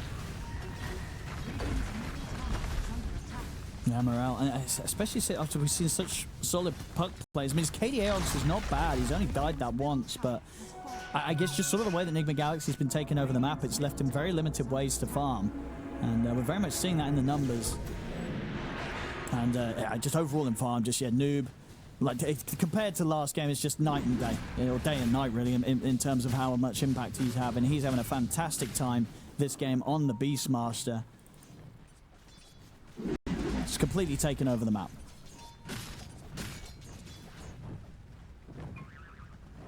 Yeah, so Yellow Submarine are not in any position to fight anytime soon, I think. You also see Bottega up there in the furthest part of the map, trying to get as much farm as he can. It's not. It's still something to farm these camps over and over if he doesn't get caught. It's better probably than that being up here than being around the map, where people are hunting you and you're also taking easy farm away from your team. So they are sort of maximizing what they can out of the map doing this. Yeah, looks Shaman. being nice and cheeky. Should pay with his life, but he's going to get the tower. Yes, it's a nice space actually. Oh, well, maybe he Glyph. won't actually. Yeah, and they're not going to try for the last hit on it. No, they would have got there in time, I guess. So, indeed, the glyph will keep the tower alive, so won't even be able to quite get that. And with him dead, they've got the numbers advantage on the map. Nigma Galaxy, they can move into the pit. They're going to be able to take this down super easy. Put the team here. And yeah, just no interest from the other Submarine to try and interrupt this. Not even Morel looking to be in position to try for a steal. So things definitely looking up for Nigma Galaxy so far in this game too. Of course though, as Nigma fans will know from some of the games that we've seen from them, it ain't over until the fountain falls. So even though they do have this lead right now, you know, we've got to be sure that we see Nigma Galaxy just continue to close it up without any mistakes being made. Yeah, Tormentor's coming up. This is exactly what this lineup wants, right? We talked about it. They want to get this Helmut Overlord, they want to get the towers, they want to get the Roche, they want to get the Tormentor, and then from there they can look to control the map, maybe even go high ground early, and this is exactly the scenario that has put themselves in. Network lead is only 6k, and I'm using only quite lightly here, because it feels a lot worse, and now it's up to 8k.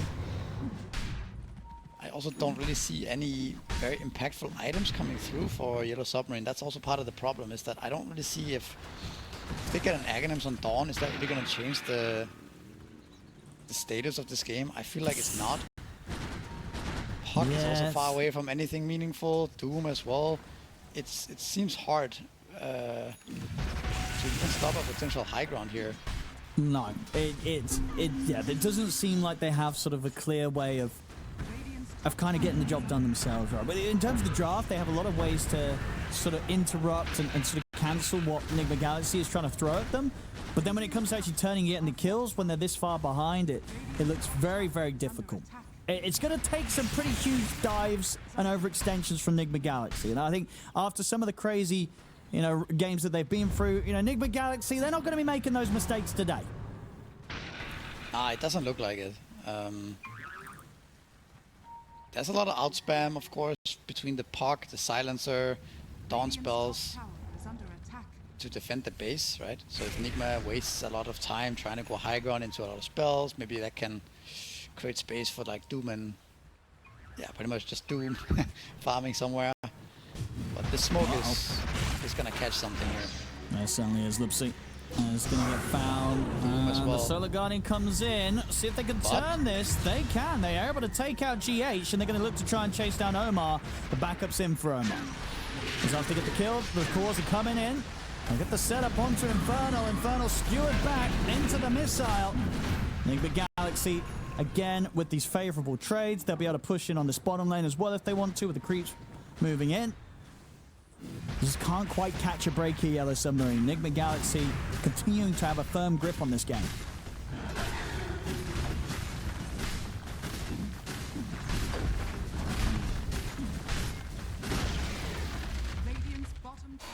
I don't know, it's like there's no real clear timing for Yellow Submarine to actually be able to fight Nigma in this game. It's very hard for me to see how Puck gets a kill here. Something, but I mean, your high ground's getting hit. You don't have enough, and it's dying real quick. It's dying extremely quick. Yeah. Empowered Beast, Empowered Gyro hitting your Raxus, a bunch of creeps, a bunch of boars and dragons as well. That's just the Rax. 22 minutes in here. That's pretty crazy timing. Super early on this game. I mean, having this sort of lead this early on and this sort of damage throughout. Yeah. Surely they can't let this one slip away from the misery. This one is, you know, it feels like a couple of fights away from being in the bag. And this is the fight. This is the comeback fight for Yellow Submarine right now. We're witnessing it. Let's have a look. Can they get any sort of grab at the front? It's hard, you know, goes with the Aegis and the BKB ready to use. Yeah, they just can't quite find anyone. I think this one is, without trying to jinx anybody here, I would say this is... Got to be careful with Nigma Galaxy. Closing in on an unthrowable territory. Oh, that's strong words there. Unthrowable, we heard it here.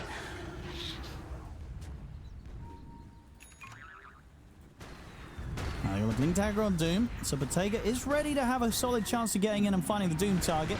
He's going to have to do it soon, though. Top tier 3's gone.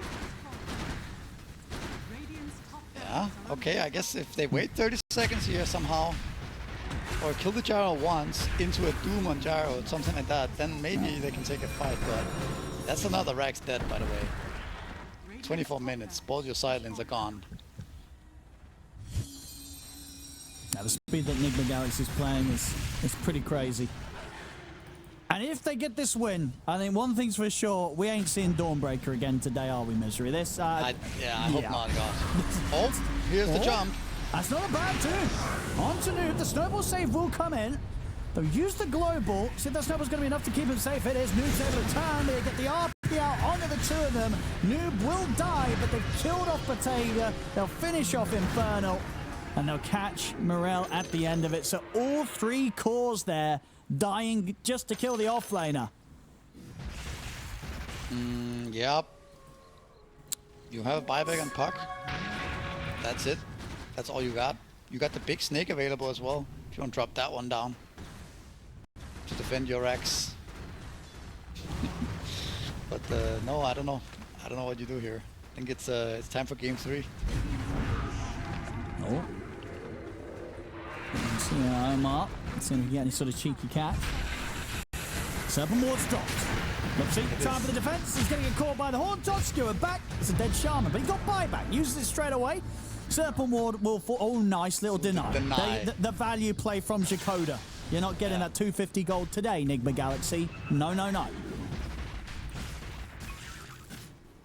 And they do make the defense happen. The Rax will remain alive.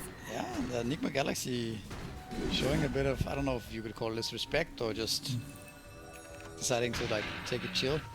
But at least coming back here, so maybe they'll something else, one more chance in them here to turn this around. There's no Aegis this time, but there's a full AC up on the Beastmaster. Yeah, these Rax are going to fall quick. There's a lot of items up on Nigma now. I think he's just setting the summons in. Buildings. Yeah, you can actually. Oh, Inferno in a bit of an awkward spot, but they do get the Hex onto Samael. Inferno gets caught by the Bramble, they drop the roll to Lupsy, jump forward with the silence, the Mega Creeps are out, and Lupsy, he's also out, dead for a minute. They'll get the catch onto Morel. Morel's out for 50 seconds, will buy back immediately. BKB comes out from Samael. He'll back off. Oh, silence onto Noob. Jump forward, they get the catch on the home. They pop the global here. Can they actually get any kills out of this? They'll drop the Doom on a Ghost, but Ghost just turns and right-clicks down the Doom. Bottega, he's dead for 50, no buyback available on him. And they'll tap out. GG is called. Nigma Galaxy closing this game 2 up very nicely. No mistakes to be had here. They play it safe, they get the win, and they push this series to a game 3. You kind of get... I guess it's 40% at the current mana. It's it's a little bit more mana, but whether or not you're going to be able to sit there and drain the Medusa for 2 seconds, might be a bit tougher actually in gameplay in the fights. But we'll see. It's definitely a different approach to Medusa, the OD Lich closer from Yellow Submarine this time round, and we'll see if it works out. Everything to play for. This is game 3. The loser, that's it. Now that they're out at the running, the winner, as I say, is going to go on to play against OG later today for that last spot to TI. I mean, to be fair, the OG Nigma matchup for the TI slot would be pretty insanely hype, right? Not to take anything away from Yellow Submarine, but just the history there is unmatched.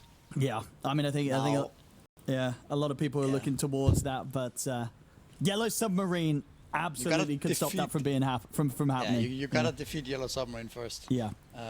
Anyways, on top of now we talk about the Kunkka. And so the Beastmaster, right? Suddenly the Beastmaster has much harder of a time to get the same snowballing rolling like we saw last game. Kunkka being very strong in lane, especially with the Lich. That lane is no joke.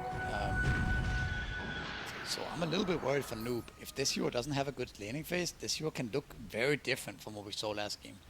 Like to the point where, like to the grief level, you know. I think at sometimes Wow. if he has too hard of a lane, yeah, Yeah. it can be real bad. But let's see what they can get out of the lane. There's a lot of different factors that can come into play. Like the mid lane is an X factor for me. How hard does the Arc Warden snowball, if at all?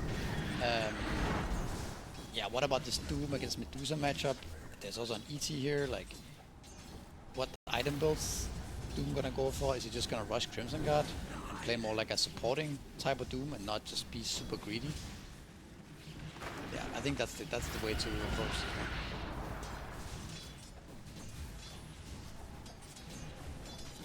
We'll see how the top lane plays out. I'll see. They won't be able to. And what do we got?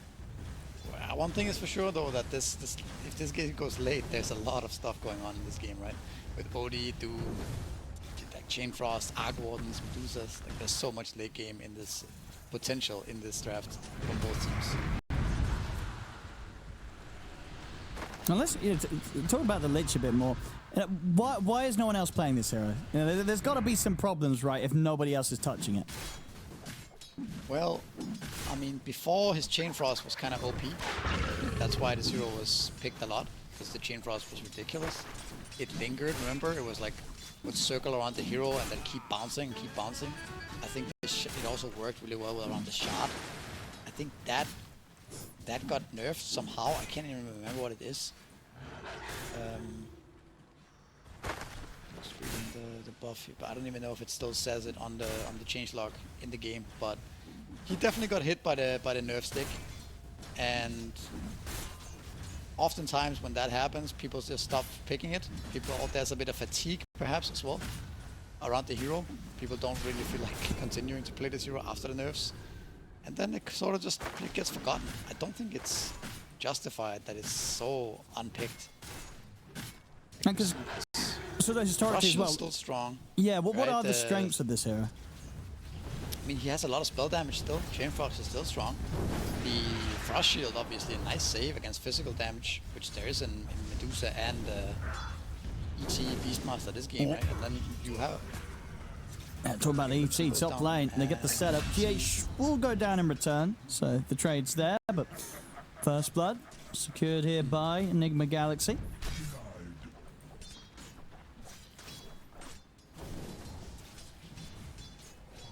On paper, the Lich should look good. Like, you have a disable, you have a save, semi-save. You can use on tower as well. You have a lot of damage in the fight. You scale pretty well too, so I'm not sure. Let's see how it looks this game. We can judge it. Oh, so again, that replay up top.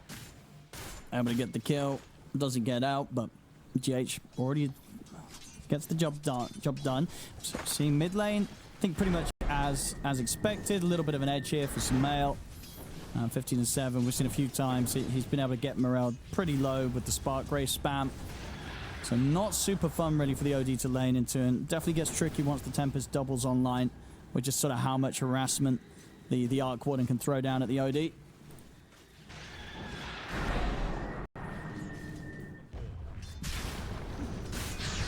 Yeah, the real pressure comes around levels when Arc Warden hits level 6.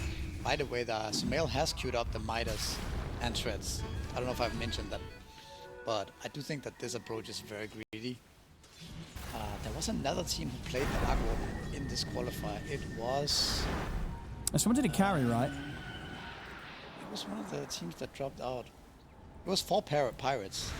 They knocked down Avulus from the upper bracket with the mid Arc Warden. Oh, it was mid again there. And Yeah. It was mid, yeah, and he didn't go Midas. He went Vessel. Oh, we'll see. Because I think this was also probably going to be the similar build to. Yeah, you said you remember. When was that game that I'm remembering when Sumail played mid? Was that back in Dream League? That was Dream League, right? Yes, and they did lose that game, right? They did. Yeah. So likely to do a similar build to the one we saw there. We'll see if it works out different from this time. But yeah, definitely a lot of greed. You know, having a Dusa and an Arc Warden wanting to play this sort of style, and also just having a Beastmaster that's, Noob's not going to have nearly as solid of a start as he did last game. We'll see top. Another kill secured. Ghost able to get a second kill here for the lane. But you're likely going to have this portion of the game, right, where Noob's going to be recovering, catching back up in farm, and you've also got an Arc Warden and a Medusa that also kind of want to be AFK hitting the creeps. Yeah, that is true concern here, potentially, for Nigma. I mean, Noob is doing okay for himself so far, but I do think it gets worse once Kunkka hits level 5. And there's every wave, there's multiple Tidebringers. You might just have to go jungle. Because you can also get X'd and die pretty easily down here. Every time your ball shows itself, it's gonna just die, so... I think the downfall of Noob is gonna start happening now. He can do some shenanigans with the ball like we see now. He's like pulling it into tower.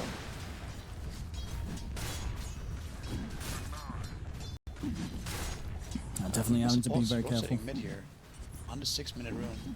See what the spawn's going to be. It's going to be up top. Will be the arcane rune. Semifinal able to secure with the bubble. There's the level 6 with the arcane rune here. That's actually a very big rune. It's a lot of harass potential coming in here. I'll see Armand just finds Shakoda. And Semifinal's going to be able to send over the Tempest double to try and help out get the kill. Backup coming in from Bottega, but Shakoda's going to be found. Nice placement there from Semifinal with the Spark Wraiths. Leads nowhere for Shakoda to escape.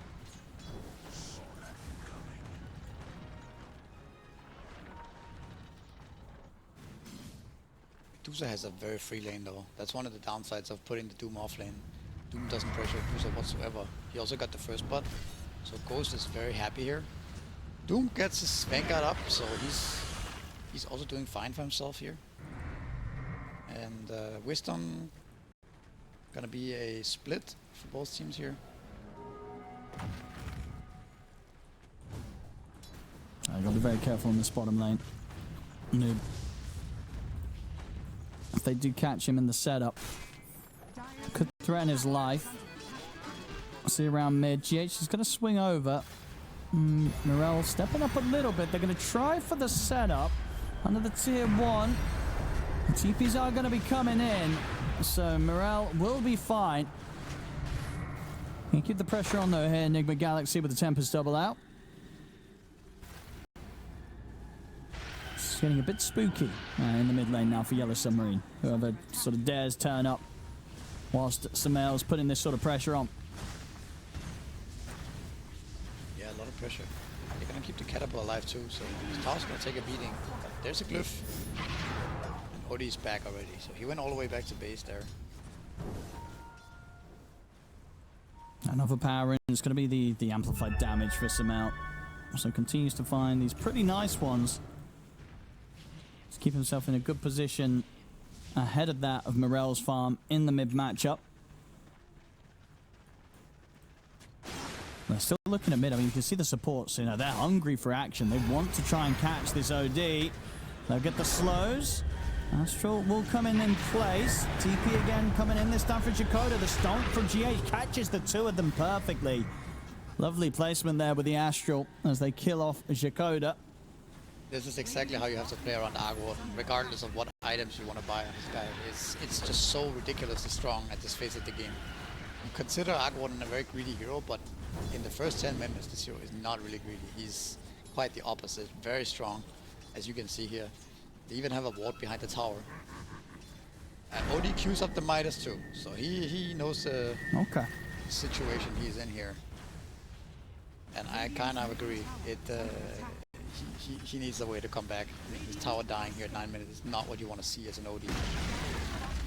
No, yeah, the Arc Warden pick, taking that to the mid, definitely ruins what the OD wants to do early, which, yeah, I guess you got to be prepared for, right, if you're picking OD in the fashion that they did, where there's still that chance to respond to it. And, Nigma Galaxy did so perfectly, at least so far, with this Arc Warden for Semifinal. This is big, if they can get the Kunkka here. Stomp's going to be there, into the raw. They'll find it.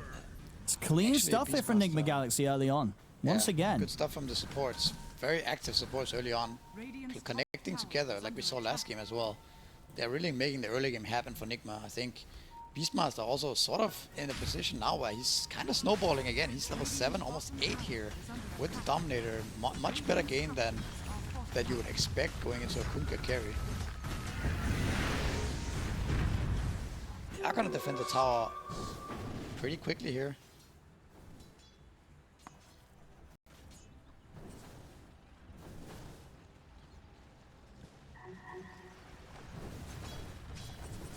Pass him out. A few creep waves away from having the Midas gold. He's going to try and lead in towards Morel. He has got backup from Omar to try and make this play. He's going for the TP out, but the stomp will catch him. I mean, definitely one of those games where Morel is the mid. He's going to be sick and tired of these supports just sitting mid and bullying him. Yeah, this OD is completely shut down now. Still queuing up Midas. At what point is this hero going to offer something in this game for the Submarine? It's going to be in a long time, that's for sure. And at that point, what items are we going to have on Medusa, Beast, and Aquan? So I think every hero in Nigma's draft is getting what they want. Very good start for them. Yeah, so, you know, to have this sort of lead with the heroes they have, with the Medusa and the Arc Warden, it's going to feel pretty fantastic for Nigma Galaxy so far. As this one already sort of stepping up to be an even tougher one for Yellow Submarine than game 2 was. Still get the catch onto Omar. And he's going to be able to turn Shikoda, taking a lot of damage on this one. Ghost falling low on the man. He's got the one, but he's going to get doomed. Look at the escape pack to get him out to the side. And with Sumail coming in from the edge as well, they've killed off Shikoda. They're going to be able to clean up both supports here with Sumail's presence and take the tier 1 tower. Sumail, 4-0-1, ready to sweep across the map like this after taking over mid so early.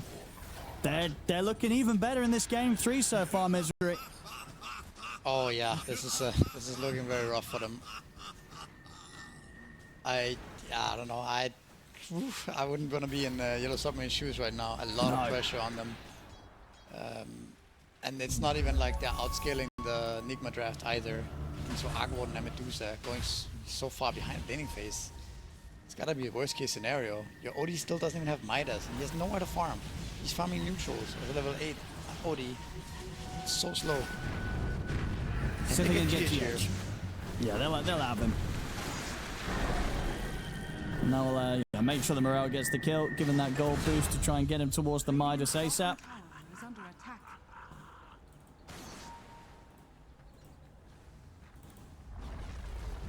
Tower gone on the bottom lane. Noob takes it down. He's played very sensibly this game. Against the lane, against the Kunkka. Didn't feed away a single life. Played it very, very cautiously, and he's been rewarded. He's now back in the top 3, around that sort of top 3 with the net worth as the Beastmaster. Definitely was put in a tougher situation this time, but still very much performing on the offlane as the Beast.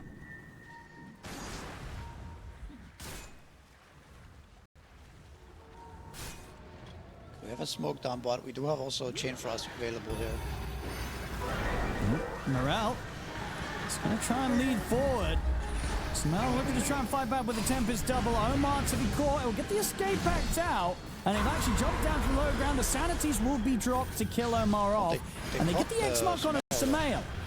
Sumail does not have any further backup here, as it was just sort of the 2 of them that stuck around to try and make this play. So they'll find quite the kill here, bringing Sumail down. Giving it to the Kunkka. I think that's quite smart, actually, amping up that Radiance timing.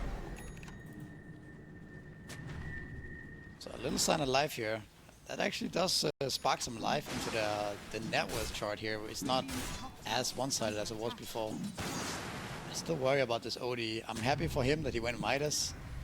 At least he has some way of scaling here. It's going to take a lot to bring him back in. Aggressive, maybe. Yeah. Yeah. I mean, pushing on that round, that tier 2, or trying to make a play there, 14 minutes in, super early, especially when you don't have kind of more, just more numbers down there.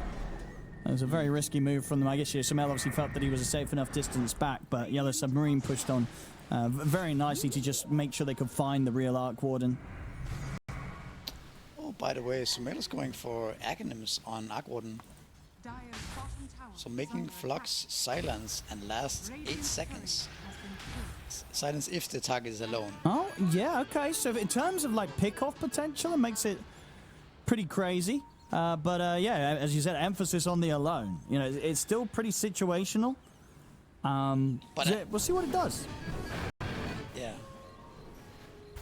I mean, it could be really problematic, right? You have two of them in the fight. You can use one on Lich and one on whoever's in front, and they have to hug each other. Oh, hold on to the Lich here. Now, Ghost is going to head over to help out, and GH is able to get the ults off the stomp onto the two of them. He's moving away from this. GH able to run, able to live, and maybe seeing if they can actually chase this down, get some action. Yellow Submarine, they will manage to keep a safe distance, but yeah, quick moves there for Nigma Galaxy to make sure that GH doesn't go down.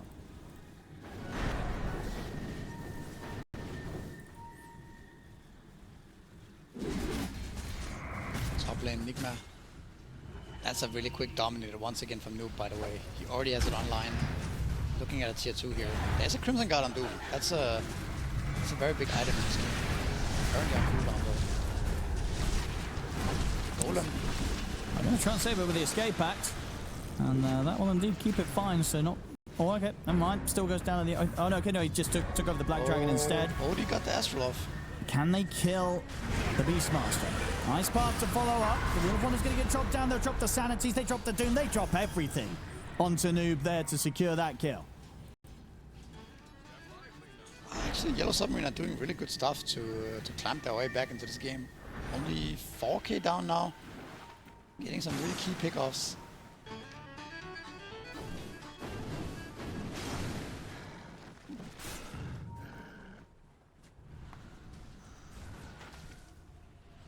We'll see where they go now. After being able to slow down that sizable lead that Nigma Galaxy did get early on. Going to have Infernal trying to get the Blink Daggers 1600 towards it. Botega's now getting some good space down bottom. And yeah, OD still lagging behind. 6.5k. You know, as you can see on the net worth there, a bit of a drop off between him and the rest of the cores. But yeah, give him time. Get him that level 12, the second point in the ult.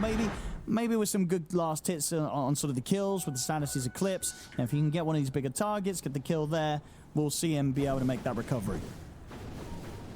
Yeah, to make the case for the OD in this game, it perhaps doesn't also need as many items as some of the other cores to be effective.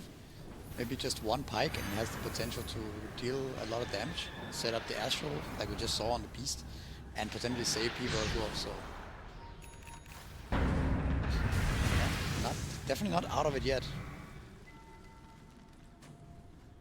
In terms of the Midas on Arc, by the way, I stand corrected. He actually did go Midas, the guy from 4 Pirates. Okay. Well, Midas into Vessel or? Midas into Vessel, yeah. So the Midas, of course, I mean, who can turn down the double Midas, right? It's like... You're gonna want this item. It's so OP on this area, yeah. Roshan though, it's gonna go down for Nigma. I mean, I've got the Ags online now for Samel, so we'll have that increased damage and silence. So for Yellow Submarine, you don't want to get caught out alone, because Samel, with either the main hero or the Tempest double, will very much isolate and just kill you with the buffed up Flux now, thanks to the Aghanims. Mm.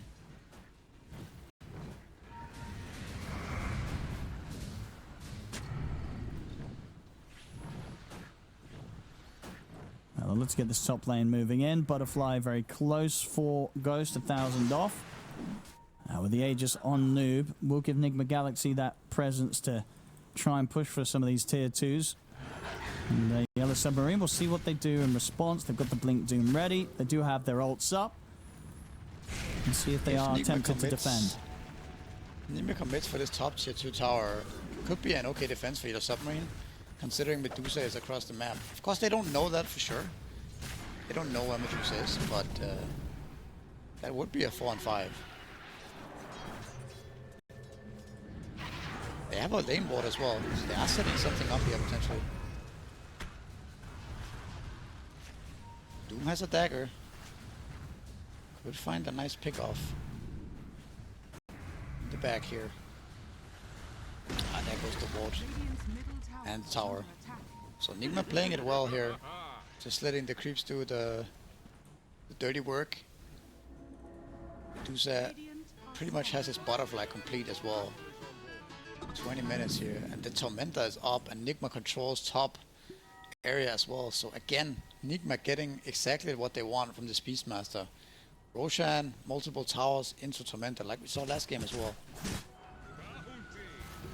Yeah, they're playing it fast again. And it's working out, especially with the build, right? Sumail on top of the Ags now has the Ag Shard as well. So after getting that Midas, just investing in this portion of the game. You know, having the buffed up Flux, having the buffed up Spark Brave means that he is an incredibly formidable part of the fight that they can just force against Yellow Submarine right now.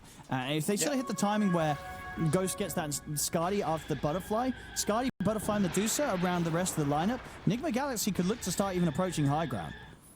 Yeah, I think they certainly can. I mean, they might even do it right now as top lane with the Butterfly, I think. Or somewhere, you know, they are just so much stronger right now. Odie needs so much more time. I can't help but think that, of course, you gotta get this team's the benefit of the doubt from picking this Odie, but I can't help but think that that was a big mistake, picking Odie into Beastmaster. And the last pick for Sumail as well, to counter pick the matchup. Another point about this Arc Warden is that this hero is often considered as a greedy hero, but when you play it like this, either with Vessel or with, in this case, with Aghanims or these more mid-game oriented timings, this hero is not greedy. No, like, no, not so. He has Treads, he has Aghanims, he has 2k HP, right?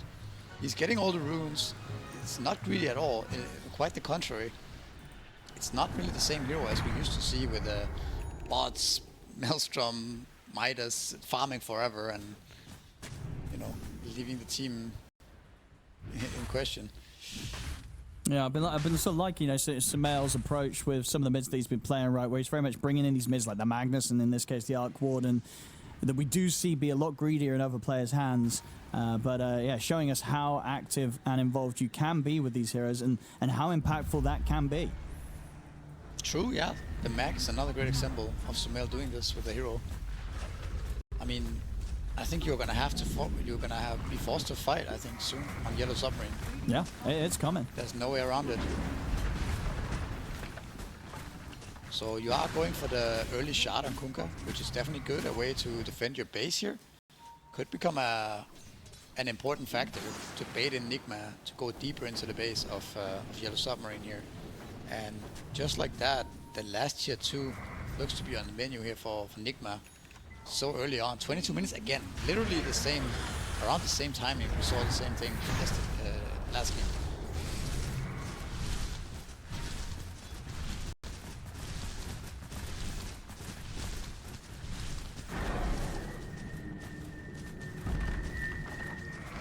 Radiant's middle tower is under attack. Radiant's middle tower is falling. What do they do, Yellow Submarine? And another tough spot here in this game 3, as they were in game 2. Running out of options. They struggled to sort of slow down Nigma at all in that second game. We'll see them come out with the smoke. They're gonna smoke as the Aegis runs out on the Beastmaster, and Nigma are not 5 right now. Beast is probably gonna TP over to his team because they are looking to also group up. Not in position, and Yellow Submarine are approaching.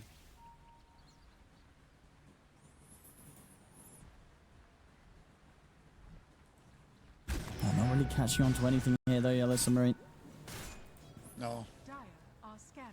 And now Kunkka's gonna show top, so Nigma knows now what's going on. I mean, they'll start running straight towards Kunkka. He's going to go for the TP out. And he's not going to make it. Omar just in time with the Tame the Beast. As they'll catch and kill Bottega off very easily. They'll get the bounty at least on the way. At least stop Smell getting another buff up there. Actually, no, there's no one's bounty or a power in, but... There, he's dead for 45. This is going to be in the Nigma Galaxy going to come running down these lanes. Well, let's just see if they can put a stop to the TP out from Lupsy, but he'll get out alive. But yeah, just seeing how hard it is for Yellow Submarine to make the moves. You know, Nigma Galaxy a step ahead. They're just not getting caught even by the smoke plays. Mid lane, Sumail's invis here. Jakiro's silenced. Not anymore. This Flux is annoying. It lasts so 8 much seconds. damage. Yeah. it lasts. You gotta stay next to your target for 8 seconds. It doesn't go away, you know. It's just lingers for 8 seconds. Actually, it looks really strong.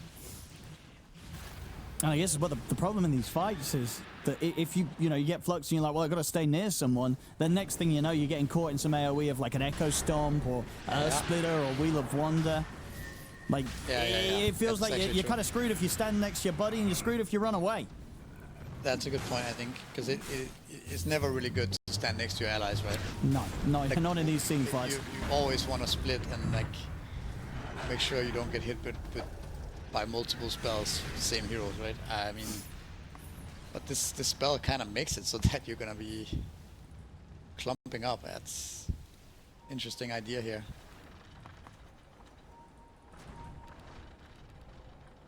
Radiant are scanning. Yeah, I don't know about I think maybe they got outdrafted a bit this game. Just we talked about it during the draft, how this Doom doesn't have a lane to go to, right? He could have gone against the Beast, but Beast would have gotten a free lane. He could have gone against the Medusa like he did this game, but then you see the Medusa, 18k net worth, completely free game, 0 deaths, 350 CS at 25 minutes, absolutely ridiculous.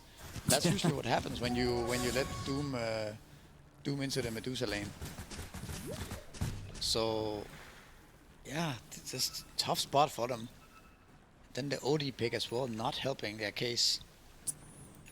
Yeah, they might have just tried to big brain it a little too much with these last 2 picks. The OD Lich, focusing on that Medusa and trying to come up with some sort of new way to have an answer, but it's just not happening. At this point, Ghost, if he gets sort of astraled or sinister gazed, he's not even going to mind if he loses a bit of mana. It's just not going to be enough to threaten a Medusa this large.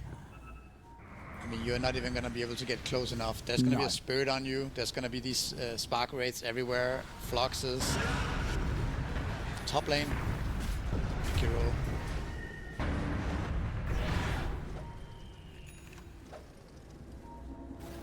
Nigma Roshan Galaxy. is up again. And they can set up for the Roshan. Get the Aegis. And then that Aegis push. It's going to be sort of good luck to Yellow Submarine because they're going to need it. It's going to be quite the push to try and stop. Nigma Galaxy definitely looking to sort of run back into this game 3, what they showed us in game 2. With the pressure and control they have on the game. Smoke coming out from Yellow Submarine, but it's all a little too late. Bottega tries to get involved, but the Aegis already picked up by Ghost.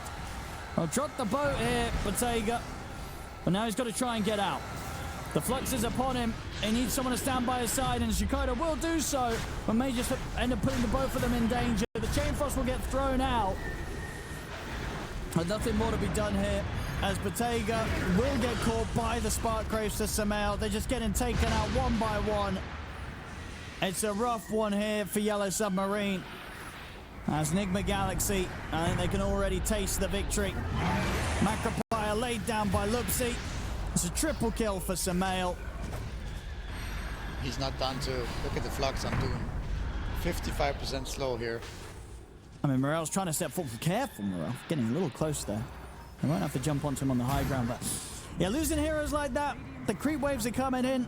Nigma Galaxy ready to knock at the door here with the Aegis on Ghost. A rough one here for Yellow Submarine. They've had a pretty good run in the lower bracket, but this game 2 and this game 3, Nigma Galaxy, we're very much seeing that I think they're ready. I think they're ready, Mitri, to go on and face OG. I think so too. That's gonna be exciting, man. I really think this Arc Warden hero looks very strong with this Aghanim build as well. Maybe a hero that OG needs to watch out for in the finals here later. Assuming that Nigma can close this one out in another unthrowable game.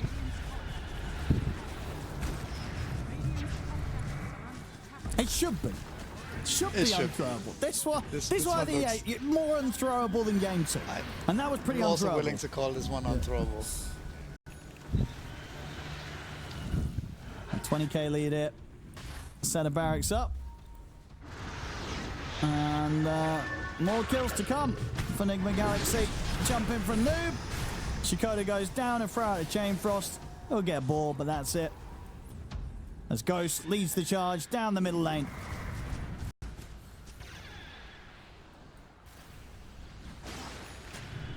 Have they got any big Such item a pickups? Nothing's coming anytime soon for Yellow Submarine.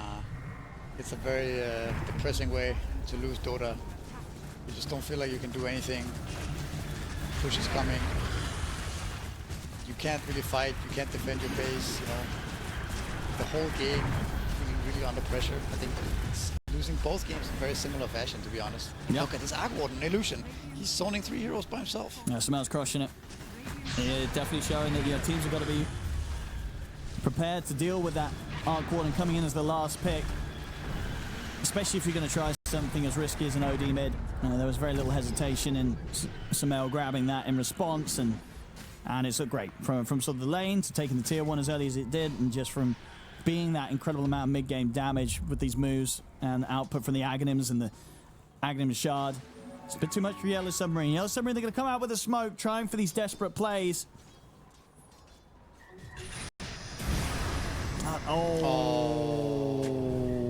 Salt in the wound. That's a rough way to go out. That's a rough way to go out. Oh, that tip is unwarranted. That's brutal. That's Fuck. Yeah, that's rough. That feels bad. But it feels good for Nigma Galaxy. As Certainly. they're going to feel pretty fantastic with the way that they have performed in this Game 2 and Game 3. As I say, this is the sort of wins that you need to be coming out with if you're ready to show that you're ready to move on and fight for that last spot in the lower bracket final. Here are the Western European qualifiers. Lupsi's dead outside of the base. He's going to try and get a drag back here with the wave of Bottega. It's not going to happen. Infernal has to put the BKB just to get away. As Ghost continues with the push, perfectly safe. It was still 50 seconds left on the Aegis. They'll buy back on Lupsi. Trying to push this Medusa off the high ground. The Frost Shield slowing him down a little bit. The Stomp connects on a Morel. He'll be able to slide out. See if they can drop a combo on towards the Medusa. They'll catch him in the torrent. But Ghost just turning, killing them off. Bottega has to run. We see Jakoto coming in with the wraparound. Tries to do something here with the Chain Frost, but he'll end up dead. As Ghost holds back the rest of them with the Stone Gaze. The Aghanim's giving a little bit of protection from Morale, but the Wheel of Wonders thrown out here by Omar perfectly to stop his escape. They kill Morale off, and they'll tap that out. GG is called. Nigma Galaxy will be moving on to face against OG to fight for the last spot to TI.